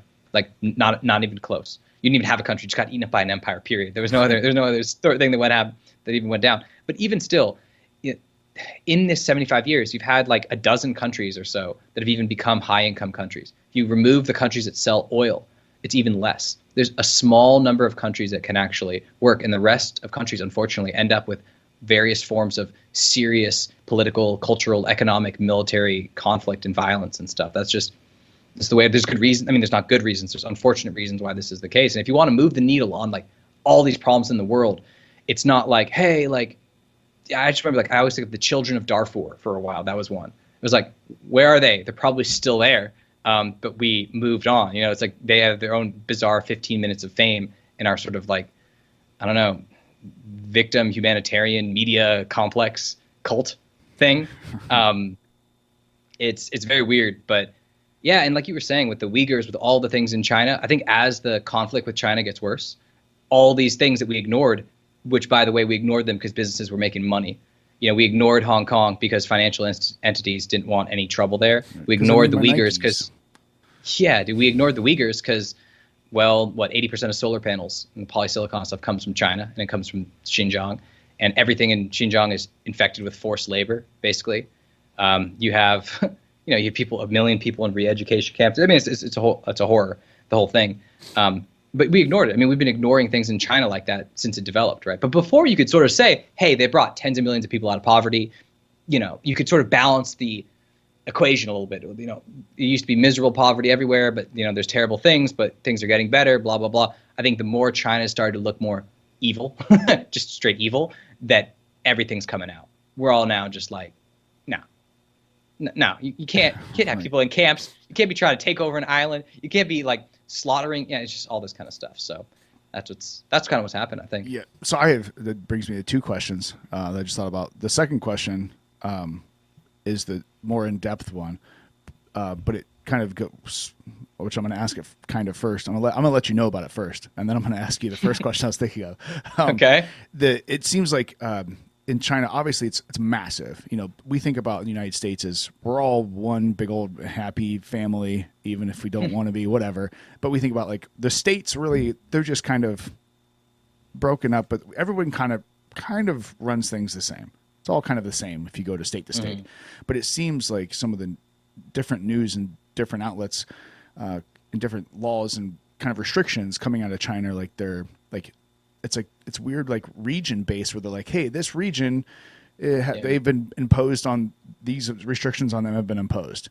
And it's like, well, wait a minute, like what about the other like 80% of the country? Like how does that, like, there's some weird things, but I want to get into that. But the first thing, kind of going back to what you're talking about, these empires, I think it was one of your podcasts I had listened to, and you made a statement about a like historical fact or something around the lines of, and I'll let you, if this was you, but it was like 66 countries around the world, like something like that, like celebrate their Independence Day from Great Britain. Yeah, that was me. And it was like, what? I never knew that. Like, that's wild. Like, it's so like, what is that? Like, what you can just briefly touch on that, because I found that super interesting. And then we can go forward. Yeah. So in a lot of ways, Britain was like the big dog empire. Like what they did, like they figured out certain things about, they took advantage of certain new technologies and figured out things about how global economic geography works to just, take over like a quarter of the planet. And so they are also a naval power. So they, like Japan, think about it, like Japan's like an island dangling off the coast of Asia. Great Britain is like an island dangling off the coast of Europe. And you kind of naturally become sort of naval powers. You need to get food, you need to get everything, you get a maritime culture, maritime economy, and you build a navy sort of on top of that. That's a common thing. Actually, the United States has something similar. We're sort of like a giant island in North America. Weirdly enough, ignore Canada and Mexico, and functionally it kind of works like that. But yeah, the Great Britain just went around with its navy and just invaded everything. Like they took all the key nodes around the world. Like Singapore exists because of this. It's in a perfect location for a lot of trade flows. So they took a spot there. They took Hong Kong because it's like a perfect spot if you want to manipulate trade coming in and out of the Pearl River Delta in southern China. One of the three sort of main economic regions in China. Perfect. You take Gibraltar, it's a perfect way to get in and out of the Mediterranean Ocean. You take Buenos Aires, it's a perfect way out of it goes on and on and on. They knew what they were doing in a Machiavellian sort of way. And so all these countries around the world, they, get out of my country, right? I mean, that's what it's kind of the way things worked. And what's even crazier, the U.S. has invaded all but 2 countries, I believe, on Earth. So we are, in many ways, obviously descendants from not just Britain, but also a lot of the policies they did. But we're a different country. We actually have a lot more internal power and capacity. So we don't need this global empire. So we did different things, but the military style is actually very similar of like, let me put aircraft carriers up in your grill is basically what we do. Like, hey, we're off the coast. How you doing? Like, that's something like China's never done that ever. It had like one brief moment where it sent treasure ships around the world, but it didn't even have the ability to sort of do that. A key thing to actually know about China, I'll get just a brief geography thing. Remember earlier I said the southern ports? I mentioned sort of like that's where you had so you go Shanghai, south to Hong Kong, ports. It's like you have more ports there than basically all the rest of Southeast Asia. Kind of just geographic thing. You have the right winds. You sort of get these enclosed, sort of indented coastlines. You get deep water. You can prevent storm surges. You can develop ports. And you have harbors, so you can have ports. The northern China has no ports. Like for thousands of years, it never had anything all the way to Korea. There was not a single port. That means that northern China never had a maritime culture, never had a maritime economy, never had cities by the sea. All of them were force that were created through industrialization. They drove steel piles into the seabed. They dredged out to create basically an artificial port there. And northern and southern China, as a result, and there's many other reasons, but that's a big one. They're totally different places. The way China actually developed, to get back to your earlier question about like all these different regions and how things seem to be applied differently in China. The way China developed is northern China was a military and political power, and it conquered southern China. And it first the Yangtze, and then it conquered those southern ports, and then it conquered all the rest around it to protect itself. So China is like basically there's a core region about the size of Colombia, like the state of Colombia in South America, that's like the Yellow and Yangtze River valleys. Everything else around that is basically a massive security belt and some little like trade ports and stuff, particularly the Pearl River Delta is a great one to get like luxuries and stuff in and out. Everything else is just like protection. That's basically what it was. And so these regions were never developed. So you said something like 66% of, you said something about 66% of China being basically having different rules and stuff. Yeah, about 2/3 of the country is ruled as like an autonomous region. Basically, they were, recently conquered, poorly assimilated peoples that live there that we never had any intention of actually developing into like, a real economy. But we needed, so India didn't have control of Tibet and all of the rivers that flood and, that feed China, basically, that nourish China. You also needed Xinjiang, so Russia didn't control basically the old key sort of northwestern entrance into China. There's all these sort of basically security reasons. And then when the modern world hit, you can't have permanently poor people garrisoned forever. You actually need to create an economy. So what's funny is in Xinjiang, where the Uyghurs are, that whole place was basically developed by paramilitary organizations, all of it. There was like military and paramilitary organizations basically developed it because it was originally just supposed to be like, a Western border against the Soviet Union, right? The Soviet Union actually was going to take over Xinjiang because it wanted uranium, random things there. And Mao kind of got there first. But that was the way things were trending. And they had to suddenly revamp this. So they rebuilt an economy based off of cheap energy, lax regulations, subsidies, and forced labor. And that's how you developed modern Xinjiang, which is like, gotcha. That's what happened. So it's not like Xinjiang and Tibet. I mean, one thing to say about China, these places would be poor and miserable if China wasn't there as well. Like anyone who says, Tibet's going to become like a paradise of monks and bells and beautiful flags.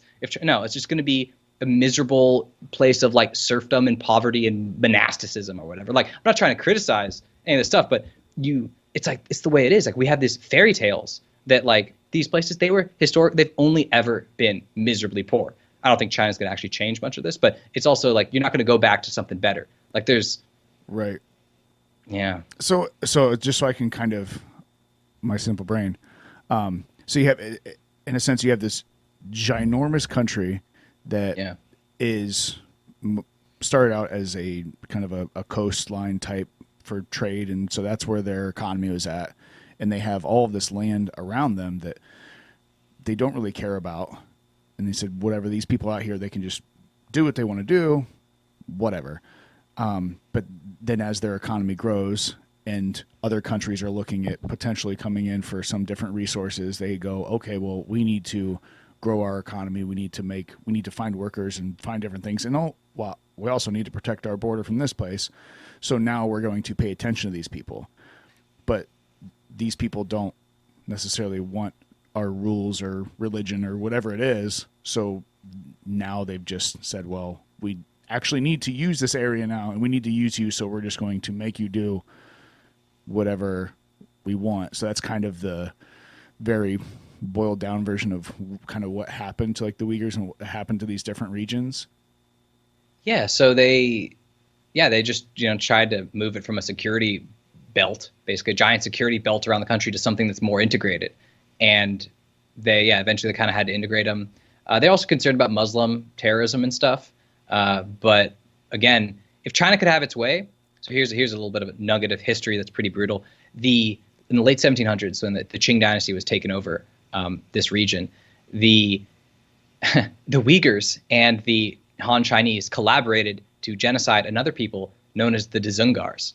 So there was a genocide before the Geneva Conventions that happened in Xinjiang where the Uyghurs were collaborators with the Han Chinese. And so what we're seeing now is kind of brutal, but basically the Han Chinese just wish they had finished the job, I guess you could say. Like, I'm not trying to sound terrible, but you only have a couple options when you don't have assimilated peoples in your region. You can either kill, deport, or assimilate them, right? There's no other options. And places like the United States can integrate a lot of peoples. We have, we're an immigrant sort of nation, settler sort of nation, came from all over. You're naturally more open. No one moves to China. The number of green cards for people going to China is tiny. And the number of people that want to join Chinese culture has also, at least for the last 1,500 years, has been really small. So what you actually do in China is you sinicize them. You remove their cultures, move their religions, you destroy their art, you limit the use of their language, and you just sort of try and replace it all with Chinese stuff, like Chinese practices and paradigms and stuff like that. And that's a brutal process that takes like decades. This is talking about the long sweep of history. Most groups are like the French even are like, there were a lot of groups that weren't French before you became France. This is like that. This is kind of how history works. But now you can't do that anymore. You don't have the time. You kind of have to, you can't just slowly assimilate people. Like in China, there are dozens and dozens of peoples that were not Chinese that are now Chinese, just over the millennia. That's how it goes. But you can't do that anymore. And you also can't kill them anymore because it's obviously not kosher. Because people find out about it. Yeah, people find out about it. But people didn't find out about that other genocide I talked about because it was just a random genocide in the 1700s or I can't remember the 1600s in Central Asia. It was a different world. Right. And a lot of things the Chinese government does feel very ancient old world, like the one-child policy. All right, let's basically prevent the birth of something like 300 million people to prevent things from going crazy. Basically, something like the population of the United States. That sounds like what on earth? What science fiction novel, dystopian science fiction novel are we in? Right. But it happened. So, yeah, these things are brutal. Unfortunately, I kind of complicate things when you mention like the Uyghurs were collaborating or whatever. But realistically, this was hundreds of years ago, and these aren't the same people, and we live in a very different world. But I don't like this thing we see where we always want to find the nice victim in these stories. But I really don't think there's any group that doesn't have a moral stain associated with it. And if you go far back enough, it does. So I think super important point, and it gets brought up. I think a lot of these points that are, because they're touchy and they're difficult to talk about, but a lot of these points are brought up by the wrong people, because they use them as a weapon against the whatever they're getting attacked with, the same idea as the Native American Indians that were here before Britain came over. Guess what? They were all killing each other too. Like throughout history, it's this tribe against tribe. Everyone's killing each other, and we have to remember to be able to kind of separate each topic and be able to discuss each topic separately, saying, hey, just because, like you said, just because they, worked with this other group of people to, genocide another group of people doesn't mean that now 100 years later that what's happening to them is okay. Like, this tit for tat thing doesn't necessarily always, eye for an eye. Guess what? You just end up blind, So like, I think it's an important thing too for having discussions around these difficult things is being able to say, okay, let's not talk about two separate things and connect them and talk about them together and saying it's bad or good or whatever it is. We have to be able to separate different things and talk about them on different, platforms, as it were, because it gets real muddled. It does. And I think one of the things that, that's kind of ruled the way we think about things, we talk about colonialism and imperialism. And it's one of those things in the political world that sort of prevent us from understanding a lot of things. It's kind of like we were saying, like things, the world got complex, the political world got complex, and everything got blamed on colonialism and imperialism. That's kind of like our super simplification of things. And that's a dangerous one. That's when people, like, if you want to understand stuff, you got to move past it. Or not past it, you have to really understand how it played out specifically in each different place. It's not this general abstract thing.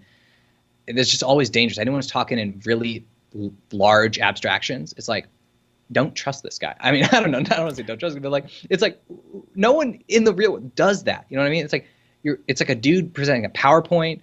I don't know. It's very, very suspect stuff to me.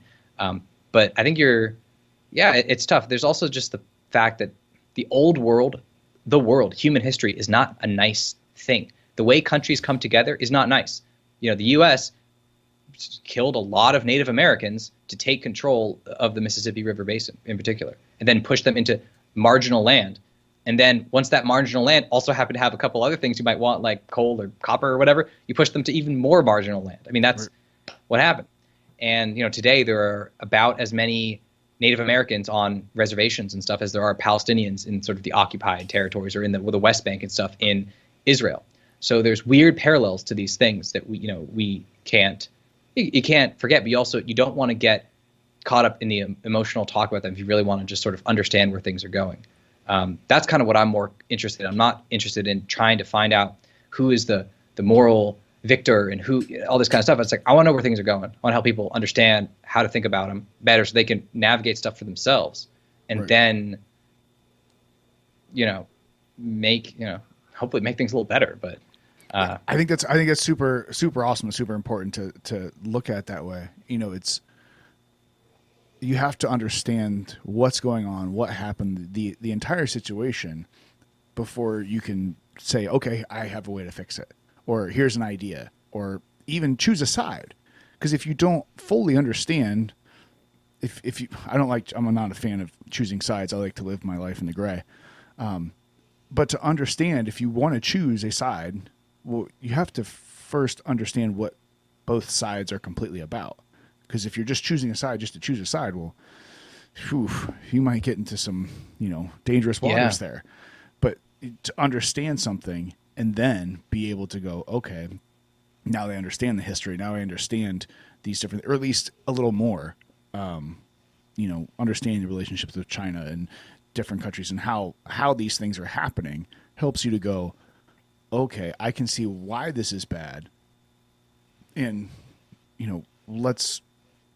you have to understand, I guess, how something happened in order to understand how to fix it. Obviously, I don't know if we're going to fix anything, but it's people.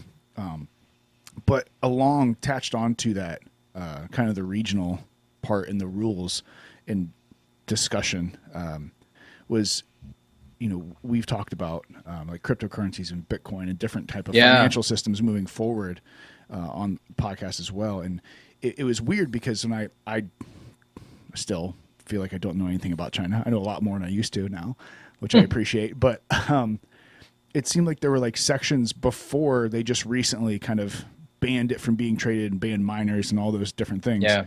It seemed like there was like weird rules and regulations being imposed on like different areas. It was like, oh, this section of China, I don't remember all the details, but it was like I see these like news articles like, oh, this section of China is being like hit with regulations on this, that, whatever. And I was like, well, wait a minute, like they're hitting their own country with different types of regulations in different areas. Like, I don't know if you can talk to that at all. Yeah, totally. So the Bitcoin mining was concentrated in places with cheap energy in China. So, provinces like Sichuan, Shanxi, there's some that have mountains. There's a lot of mountains. You get a lot of cheap hydropower, or they have a lot of cheap coal plants, or in Xinjiang as well, they also have cheap energy and subsidies. So that was where a lot of the mining was concentrated. Not all of it. There was other places as well. So a lot of the regulations were just addressing those regions specifically. It wasn't anything. It was kind of just like where it had naturally concentrated. I think it was around 75% of Bitcoin mining was happening in China because of these. It's like anything else. Like you can get a mass scale there. When you bring the cost low, everything will just used to just move to China. But yeah, the Bitcoin and digital currencies and virtual currencies and blockchain technology is very interesting for China in a lot of ways. I did a brief thing on it, but a lot of people, a good thing to keep in mind is it's kind of like, how Facebook is banned in China, Google's basically banned in China, all these things, all the American companies are banned in China. Bitcoin is looking like it's going to have the exact same thing. It's probably going to be totally banned in China. We're already kind of seeing that, where basically anyone with a wallet in China, they can no longer access any of the major banks. All the banks have had to like basically deplatform anyone who's associated with virtual currencies. And China's, everyone says, oh, Bitcoin will go all around the world. Nothing's going to stop it. It's like, no, China can stop this stuff. Like it stopped basically everything else. You don't want to be too utopian with that kind of thinking. But there are certain costs. So it's going to lose out on that. But what it's trying to do is internalize all the benefits. Very Chinese kind of thing. But internalize all the benefits of Bitcoin, crypto, things like Ethereum, to basically give them greater control over their money supply and their own currency. They're already doing pilot programs to have a digital yuan, which is the Chinese currency. And what they want to do is, again, it gives you really amazing possibilities. It's like the opposite of the sort of crypto hope and dream. It's like it gives you even better abilities for social control of money and of people. So you could basically they want to create a currency where basically you could you'd only be allowed to use it to purchase certain things, or the money would disappear, return to the government after a set time period. It would allow you to impose all sorts of things on, like, basically turn the cash economy into something way less cash-like and way more bizarrely controlled. And it would probably be really integrated with the social credit system they have, which I don't know if I mentioned, but basically they have. Do you guys know about this social credit Not entirely. system? No, I know they have one, but if you could explain it, that'd be super creepy. So the way it works is, like, so we have a credit score, right? All the stuff you do with money and how you do it gives you a number.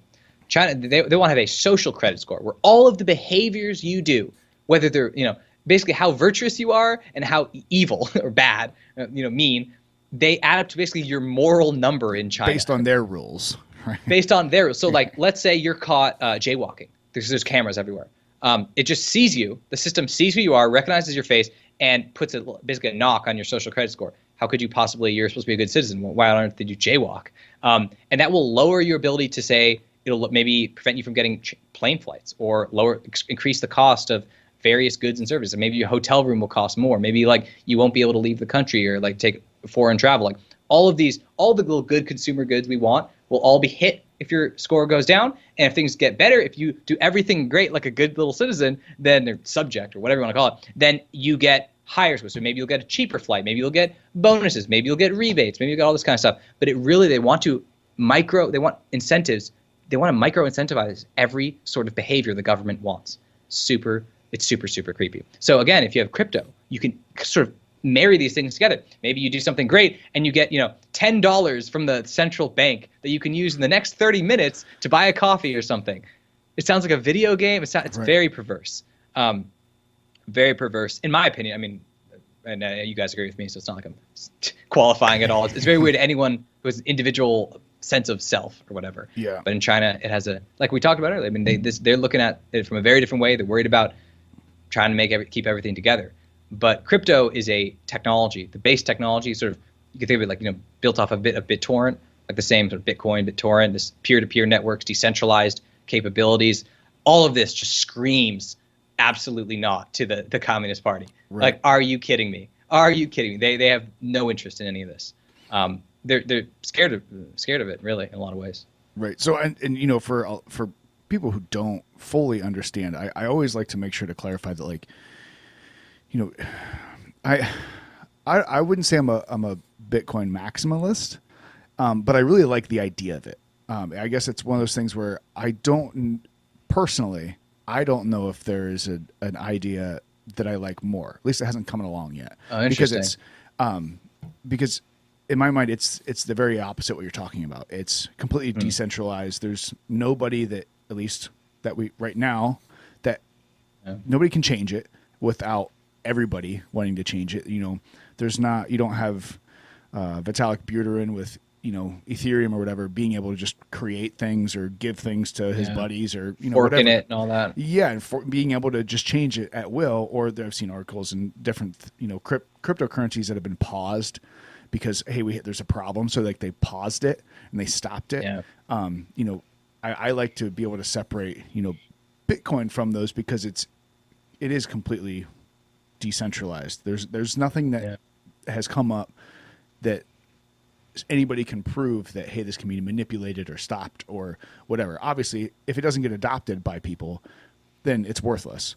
But if people were to adopt it, it'd be like nothing we've ever seen. There is no central Fed bank that can print more, and I assumed that was the biggest push behind them getting rid of Bitcoin, because they can't control it. Like, no one can control it. Versus, hey, if we can create a digital yen, then that's even better than a paper one, because not only do you have to have a bank account, to move your paper. I don't know exactly how their banking system works over there, but if you think about it, like over here, like everyone has a bank account that you keep all your money in, and you have a debit card, and they can see, for the most part, where you're spending your money. But if you get rid of cash completely, and then, like you talk about, you're able to control that digital yen or dollar, whatever it is, and the government can just go, they can see exactly where it goes. And a lot of people will say, well, you shouldn't be doing illegal things. Well, maybe I just don't want the government knowing everything I buy. And even scarier, the fact that they go, hey, we don't like that you bought this or you paid money to this person, so your account is completely locked and we're going to take all your money because it's our digital dollar. Like, that's scary. Like, and I just saw that. I assumed that was kind of what was happening with China. It was like, hey, we're getting rid of Bitcoin because it imposes that threat of us, having control over what it is. Yeah. And then it seems like it's always like added on top of, but we're going to give you this digital yen and it's going to be even better and awesome. And we're going to give it to you for free until they also say, hey, we're going to take it away from you for free. Like, it just. Yeah. I think it's right. They're scared of it. And also the more immediate problem for them was just Bitcoin was being used to take money out of China. It was people using it to take their money they earned in China and get it out. Right. That's like a bigger threat. So big moment was in 2015 when basically the Chinese stock market, the Shanghai Stock Exchange, had real trouble. It sank, I think, a third of the value. They had currency problems in China. The currency lost 4% of its value in a couple days, and all this the economic financial stuff isn't it can get it's not that important. But basically, they had to spend $1 trillion to defend their markets, defend their currency, restore all those words you hear the government people say, restore confidence in the markets. All that they had to do one of those things. Okay, spent $1 trillion to do it, and ever since 2015, money has been flooding out of China. Any smart person, not smart person, but anyone with money in China who trying to keep that money has been trying to get it out. So we're seeing more capital flight out of China than human history, than anyone's ever seen in human history. Basically, the only time that compares is like the fall of the Soviet Union when oligarchs started sending their money to Malta or whatever. We've just never seen. It's like $1 trillion a year at this point. It's just they're trying to get it out every way possible. And Bitcoin and digital currencies are like one of the best ways. So law enforcement right now is really concerned that Bitcoin is basically becoming a tool for money laundering and drug dealing and terrorist financing and stuff like that, which is unfortunately true. But I personally I believe, Bitcoin, the blockchain technologies, I'm a fan of all this. But there's like a couple problems just like from the Chinese side, there's everything we just mentioned. Don't take your money out of China. They're trying to keep all the money in China that they can. And that's a real challenge to it. And like you were saying, like the digital yen or whatever it is, like it gives them even more control than anything. So why would they let Bitcoin or something like that where they don't have control and they could have 10x the control? It's like it's a no-brainer for them as far as they're concerned.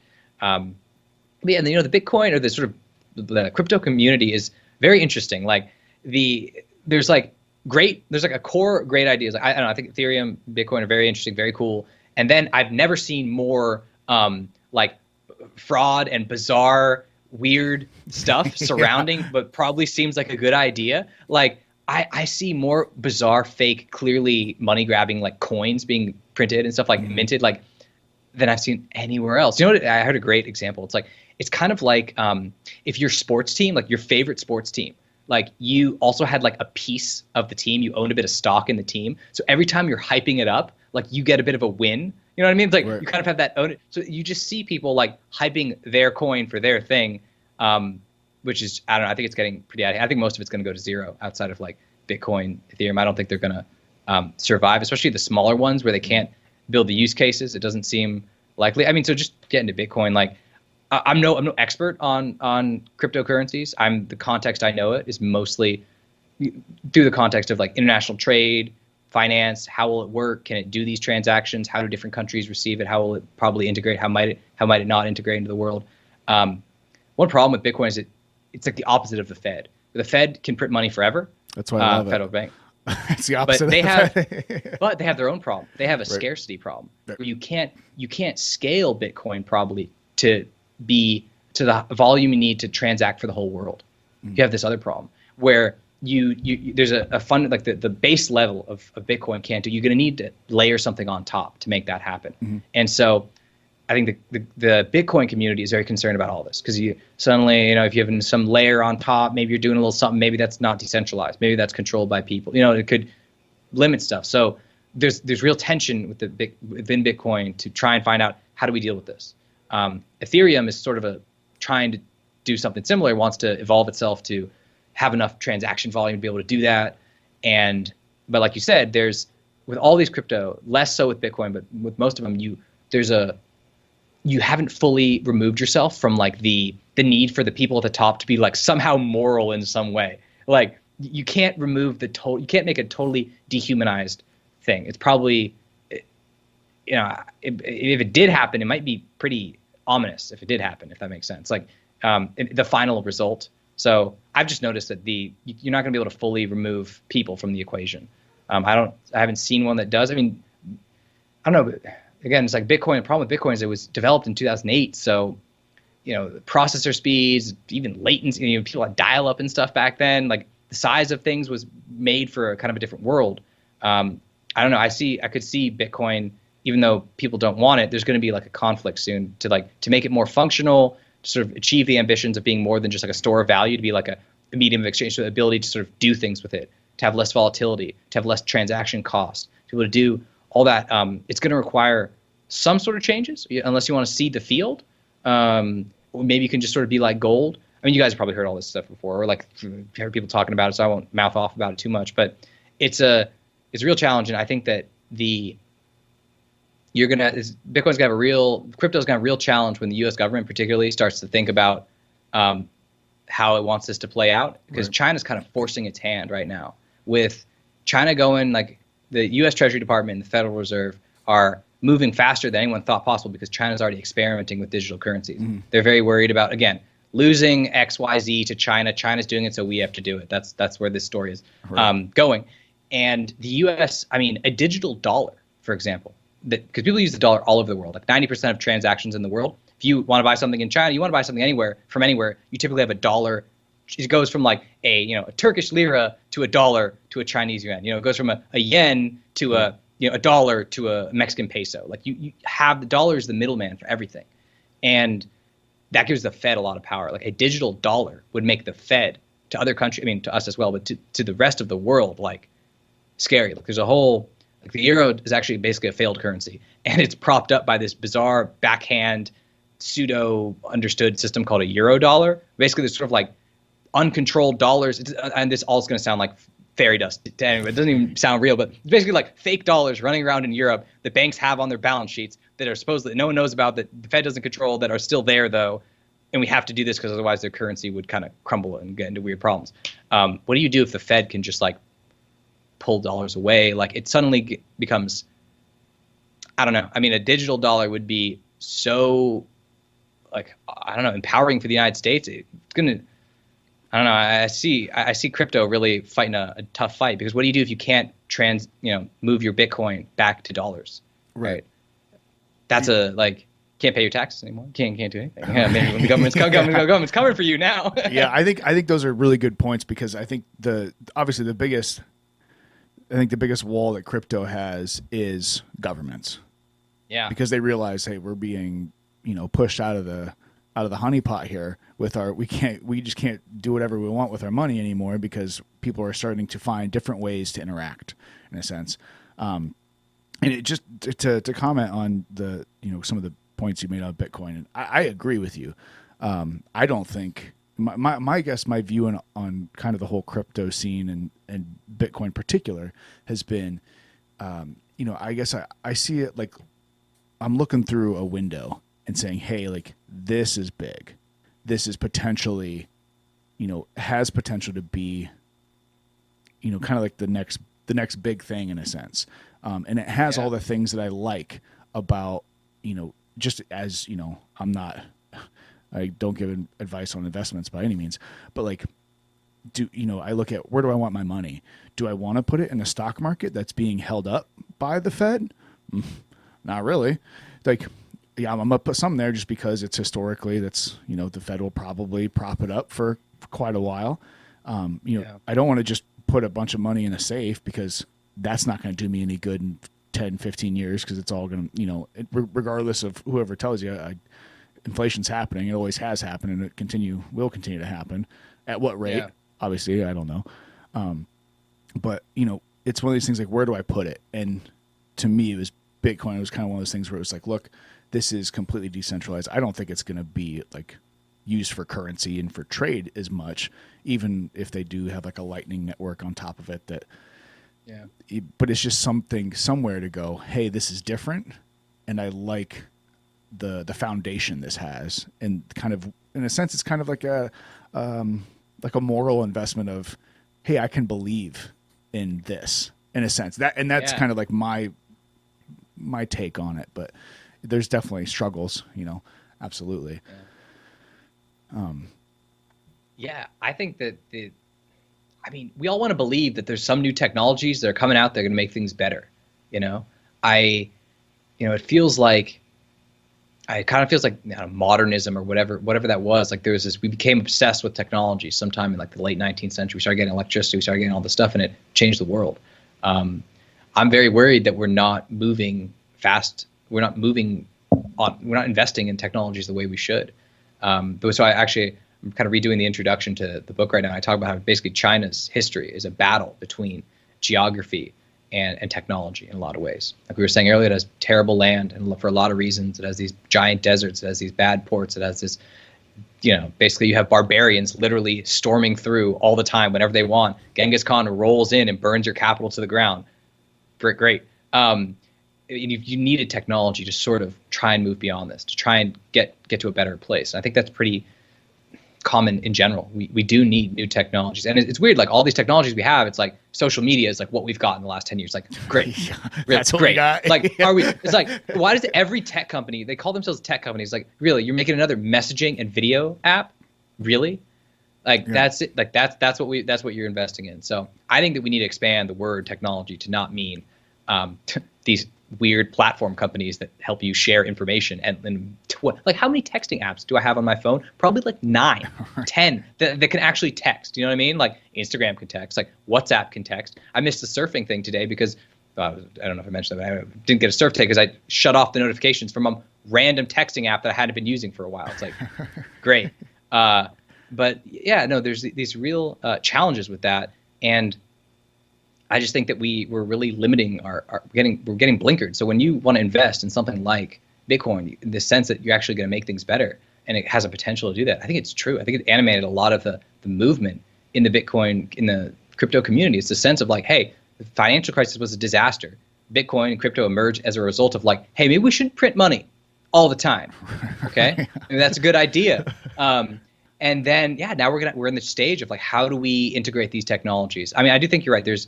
I kind of focus more on the blockchain side of things. I like because I'm not as much. I mean, first of all, investing in Bitcoin is probably a really good idea whenever you did it. Like if you were saying you did some of that, so that's good.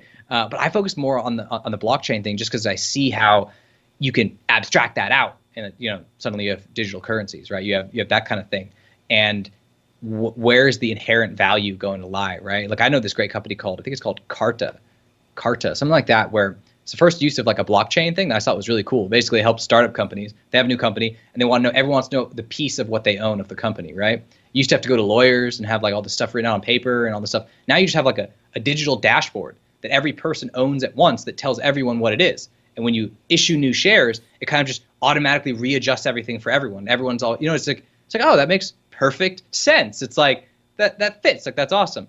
But I've rarely found anything outside of like a currency, which crypto is doing right now. I think it's changing. I think there's a lot of stuff it's going to do, especially this decade. But currency is a hard nut to crack. Like that's you're dealing with people's money. It's like, yeah, you're dealing with people's money. You're dealing with the government's power. It's like good luck. Like money, power, and pride. Yeah, it's like go to China and start talking about Bitcoin. You might disappear.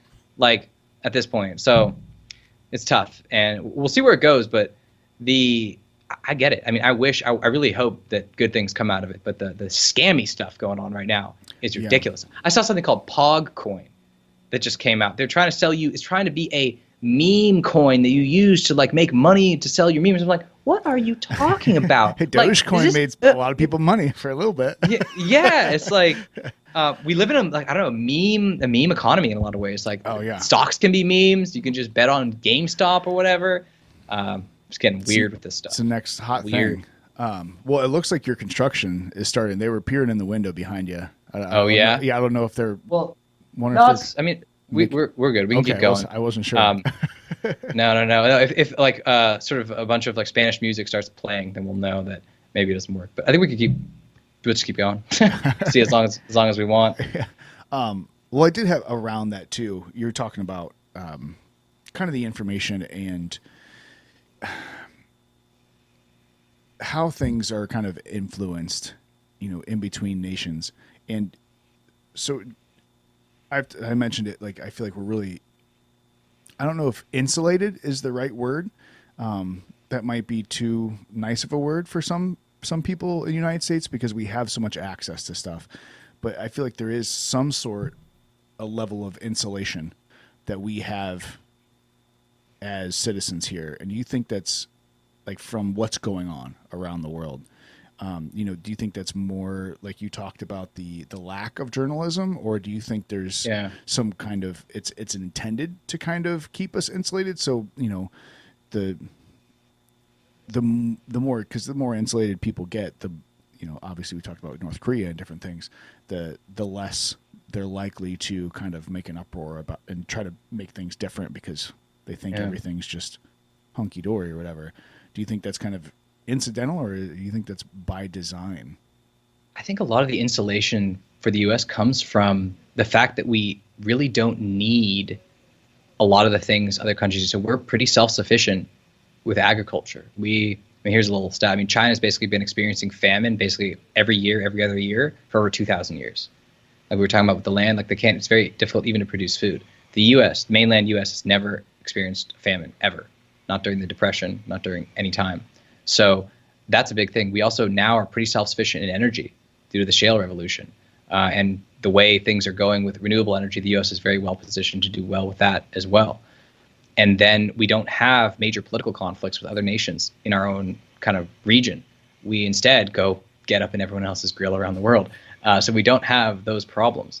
And I think that it really makes us insulated. And I think that some of the reason maybe we see all these humanitarian impulses, we need to care about this group or this other group. I think a big reason a lot of this happens is because we're trying to deal with this very real insulation that we have from the world. We're trying to find a way, like, this idea that we're going to sit here while the world burns and kind of be okay, I think doesn't sit well with some people on an instinctual level. You know what I mean? You guys chilling in Ohio and China could be crumbling into pieces. There'll be some troubles or whatever, but that can really happen. And I think that we don't know how to process that. But the insulation, I think, is actually structural. I think it's actually the fact that the U.S. doesn't need things from other people. So we built this large, people always, I don't believe the U.S. is an empire for multiple reasons, but the great world system we built after 1945 wasn't meant to enrich the United States. We basically opened up our market to the rest of the world, is a lot of what happened. We let Europe sell stuff to us. We let Japan sell stuff to us so they could get money to rebuild their countries. We gave money to Europe. We let China, again, sell stuff to us. That's huge. It's like, who's the buyer? The buyer and the seller, right? So the buyer's giving them the money, kind of on a basic level. And that's the way things worked. And the U.S. is kind of burned out with this whole relationship with the world right now. I don't think people like where that went. It feels like with the burned out, sort of deindustrialized places in this country, I think there's a lot of real problems with it. But the U.S. is going to come out okay in a lot of this stuff, I believe, and the other places might not. So this insulation, I think, is really it's a real emotional, psychological sort of thing. Like, there's a lot of guys who are like, let it burn at this point, or people. Like, a lot of don't care. We didn't fix Iraq. We didn't fix Afghanistan. We didn't fix Vietnam. We didn't fix anything. We didn't fix Kosovo. We literally haven't fixed anything. Let it burn. Maybe not the best perspective. Maybe it's a little brutal. But we can't fix everything. But I guess we just don't know what to do. Like, because we get the sense that if we're just going to be social media meme lords for the rest of our lives, like, what are we doing here? Why are we even okay? Like, maybe we do need some real crisis in this country if that's what we're being pushed to. So we need to be motivated to do more impactful things, to make new technologies that make things better, that give people new forms of interaction, more forms of meaning and purpose and communication, instead of these bizarrely siloed lives we're all living that are just a draining people. This idea that we're all going to be like okay, like happily, kind of functioning even as other things in the world kind of go to shit, and that we're going to be doing absolutely nothing with this time is pretty striking. I don't know if you guys have experienced this, but just talking to people about what they did and went through during the pandemic, like, you were talking about processing a generational event. Remember you were saying that you were like saying, hey, like, this is a big moment. Like, I know guys who went back to playing World of Warcraft. That was what they did during the pandemic. Like, it was like, it's it's a tough thing. I mean, I think a lot of us just don't know what to do, and we're reaching out trying to find a way to do it, because sometimes when we're left to our own devices, we just like regress to childhood or something, or like just play games until like 3 a.m. and your brain hurts and your eyes are red and like bloody, and you're like, okay, I can go to sleep. Like it's not the way to do it, probably. Right. So for someone that I guess understands so much history around different countries and these kind of crumbling fortresses, as it were, you sound oddly optimistic about America. Because do you think, are we just getting a lot of fear mongering pushed through? I don't even want to say the media, because that's been a whole shit show in itself. But do you think that there is that fear mongering just because they want to put a little fear in like the citizens to go, hey, we need to get up and do something, or, because you let something stagnate for long enough, it's going to turn to shit. But do you think that's designed like that, or is it just, hey, we're going to be just fine because of X, Y, and Z, all the things you've talked about, where we're located and just geography, like in the world, like our country's going to be fine just because of that? I mean, it's a good foundation. It's a really good foundation to have that stuff. Most countries don't have it, but things can go to shit really easy. So I lived for a while in Argentina, and Argentina is actually the country on earth most like the United States. So if any conservative person tells you we're going to become Venezuela, no, that's a lie. That's wrong. That doesn't count. It's just messing with you. They're trying to get in, Right. force you to have certain thoughts. But if there is a country we could be like, it would be Argentina. So you ever want to go research a country or whatever, it's an interesting one. So you can, and Argentina is like the classic case for a country that can have almost everything it needs and still screw it up. It's remarkable what they've accomplished on that front. And it's a very weird thing. You'll go and you see like beautiful old, they have a building that kind of looks like the Capitol building, for the legislative, for the Congress over there. And it's like a beautiful old, kind of looks like ours, but it's just totally crumbling, like physically, like it's not well maintained, and they never keep it put together. And all around the country, you see stuff like that. You just see these things that are crumbling from a time when things worked better. And then, you had social problems in the country. So the inability to get together, get things done, that kind of let things degenerate, and it turned into a bit of a mess. So I just say that because it's not just the geography. I mean, if we all just make memes all day long, like nothing can save us, nothing can stop it, what's coming, right? But there are a lot of things that go well. So yeah, I am optimistic about the United States, and I've done pretty in-depth, like the first chapter of my book is actually like a huge comparison of the US and China. It's like my little cheat code. I'm like, hey guys, I'm gonna go through a lot of Chinese history, but to whet your appetite, I'm gonna give you what you really want, like to see that first. We'll see if actually didn't read before. The TLD, at the end, exactly. Because you really want to know about your own country, and I think that's kind of what I'm trying to get at with it. But the U.S. has a lot of strengths, and it's hard to remember that when we have such a dysfunctional, useless, incompetent government constantly basically fighting for attention. I think that's a great way to think about what the government and the media and everyone is trying to do. They're really just fighting for attention at this point, and the emotional fear mongering, all the victimization, all the sensationalism, all the sentimentality, all of it is just because that's what gets you. Like you're driven by your emotions to what you view and what you look at, right? So that's where I think a lot of it's coming from. It's just like literally in the moment, like when you do you make a crazy face and you give a crazy tone and a crazy story to just keep person's attention. That's kind of what I see a lot of going on, which is pathetic, right? You think, damn, like that's the extent of how we're operating, but it's true. And I think the good thing about the U.S. is that the strength of the country doesn't come from the government sort of methodically implementing plans, right? Like that's not how things ever happen in the U.S., except for briefly during World War II and afterwards, which we all valorize because it's a big moment, big things happen, but that's probably not coming back. Our government is just, the competence of government just objectively has declined since like the 1930s. Like in the 1930s, you had like all the super well-educated like aristocrats of the country. They go to Yale, they go to Harvard, they go to Oxford, they go all over, and they would like want to work in the federal government, right? Because it was like it was a new great thing. It felt powerful. It felt useful. It was like all these new agencies were being created. They needed expertise. They needed this, and they were able to try all sorts of things. by the 1970s, this has all crumbled. I mean, what you get in government agencies is like, I just tried to play tennis yesterday at a recreation center in LA, and an old lady came out, and she was like a very classic sort of government worker. She's like, you actually have to pay after 7 p.m. So me and my friend, we ended up leaving. Just like, it was so like, I'm not going to pay for a tennis court. That felt ridiculous. But it felt like she came out and it was like her moment. It was like, she's done this forever. She's constantly tells people that they can't play tennis at this time, and she's just going to kind of do that forever. And anyone who's worked with government or been involved in government procurement stuff for like contracts for anything, the reason every government website looks like it's 8 to 10 years old is because it was designed. Yeah, it's like they sent out like a RFP. It's like, here, a request for proposals of like a digital system, and it took them 3 years to make a decision.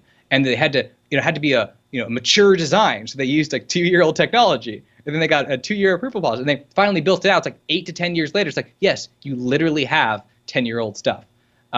So that has made everything in the government just, when we now live in a digital, software-driven world, all the rapid iteration that you get in any other organization doesn't happen there. So that's made these problems of competence even worse, and you end up getting people who just want a pension in most government agencies. And then at the top, you get political figures like, the president appoints all these people who go do something for like 2 years that looks good, burnishes their resume or whatever, and then they bounce. And there's no continuity of anything. And presidents might just, this is the federal agencies we're talking about, like they might just change the priorities. Like, all right, you had Bush, and then he wanted something and they did everything to do that. And then Obama comes and he wants to change everything they planned. It's like, okay, then you get Trump. It's literally like you're not implementing things consistently, right? And so there's benefits to like political stability. Like our government doesn't break down, but like it just doesn't function well. It's kind of designed not to function well. It's designed so you don't have a tyrannical system. You just have people that are attacking each other all the time. You don't get tyrannical control. You just get kind of like pathetic, incompetent stuff. Right. And the real strength in the country comes from, objectively, I think it comes from a lot of private enterprises that are able to do it. You have the ability to acquire. There's a lot of capital sloshing around the country. You just need ideas, will, dedication, and execution. You can sort of create a lot of things. And obviously government support, government money, and all that can be helpful. But more and more things have been pushed to the private sector for bad reasons and for good ones. But one of them is like you can't maintain any of these government policies and programs in the way you would need. Like in China, you have a 5-year plan every 5 years, and it comes out, and they try and just methodically do what they're going to say they're going to do in it. And it's easy, what to do. But the U.S. government doesn't know what the U.S. needs. Like it doesn't know. I mean, it has a bunch of people lobbying to say, hey, we need a lot of solar panels. Okay. What if all of them are built in China? Right. Okay. Is that what we really need? What if building all the solar panels, you basically don't get a lot of jobs. You just get installation jobs. They're just brief construction jobs. Once you build them out, that's gone. Is that what we really need? Was that energy then, or is it jobs? I mean, all these things will just conflict and get into a whole mess. But yeah, getting back to the optimistic thing, there's a lot of people all around the world who want to come to the U.S. So I worked in sort of immigration, sort of global labor flows and stuff for a while, and everyone wants to come to the U.S. And you get constant high-skilled labor. You have everyone wants to put their money in the U.S. You get constant flows of capital from around the world, in addition to what you already have in the country. And then, the real question, like I already said, you have great land. You need technology development. Obviously, you need like better culture. Hopefully, it's not just memes and like a decadent youth cult forever, and that's it. Like, okay, it's like we have like, yeah, it's like you need more. But they're serious strengths. It's really just getting people to like take advantage of like the historical possibilities of this moment, because it's huge. But we're caught up in stuff, and it's hard to know where we want to actually go. Like, I think we need something like the government to give us a bit of direction, give us a sense of like, hey, we can, go to the moon. I think great visionary leaders in business try and do that. They can say, hey, I want to go, we're going to go to Mars or whatever, to use Elon Musk or whatever. That's motivating. We need, kind of like we touched on earlier, we need these, we don't have those sort of chains of sort of admiration going up to look at other people, like 10 years older than us that we want. There, one sec. Hey, sorry, I'm still going. Sorry. Yeah, I probably should end soon, but the getting the ability to actually motivate people at this level consistently and over a long period is a major challenge. And the only place you can sort of see it is in private enterprise, where you have this, people, if you get, you have the other problem of like financialization. You might have to go quarter to quarter. You actually can't push these things. You get very short-term thinking. So I don't know, there's all these different sides to it, but you need to find that place. You need to find the space to kind of create it. It's just as soon as possible, because we do have real problems that are coming. We have the potential to solve a lot of them. We just have a major sense of stagnation, stasis, and degeneration that we got to fight. Right. And I think you touched on it talking about the government. There's so many exchanges of people. So how do you expect to get anything done really on that, going back to the grand scale of the people and the size of in 4 years as a president? So, that's the argument for a dictatorship or longer terms and different things is, hey, the only time a president can get really anything done is like the second year in office. Other than that, his first one year, bill. His first year, he's just getting in. The second year is basically his only shot. And the next 2 years, he's worried about getting reelected. And that's basically what it boils down to. So you have so many moving parts, and it goes back to maybe the corporations running the government. There's a lot that can go wrong there. But on the other hand, if you have a dictatorship or, a government that runs everything else, that's obviously, as we can see, not so great either. But I guess that's the problems of the world we live in. It's either that or we run around and we kill each other and take land from each other, and that's how we else survive. That's because that's what we've been. So it's, maybe it's not great, but it's a little better. But what I am hearing you say though is we shouldn't be too worried, because everyone wants to come here and work. We got good land, and China's really just trying to keep itself afloat. So we shouldn't have to worry about them, bringing giant ships across the ocean to, invade us, unless, Tony, they're the ones behind all the UAPs. But what I hear you say it is, which might be possible, by the way. Cut it. Well, maybe we can let you go. we can talk about that next time, because I'd love to have you back on. But we can wrap this up. But I appreciate the knowledge, and it's given me a different perspective that I never would have or thought of having. So it's really neat. Keep us updated on the book. When that comes out, would love to have you back on. And obviously I would like to pick up a copy. Is there a timeline for that? Are you looking at... it should be. I'm looking like probably March of next year, God willing. And doesn't fucking drag on forever.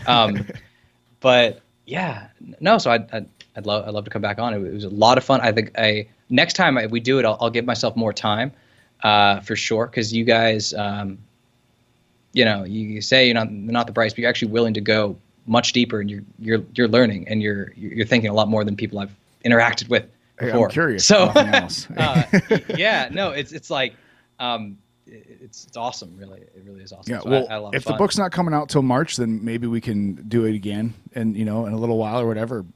Hit me up. There's a lot of topics, man. I mean, the chat thing just go like. There's like we kind of try to give a view from 30,000 feet for a bit, right? But we didn't even touch in like maybe what does it look like if they want to actually conquer Taiwan, which is like the most likely military. You don't want to worry about China ever doing anything on the military side.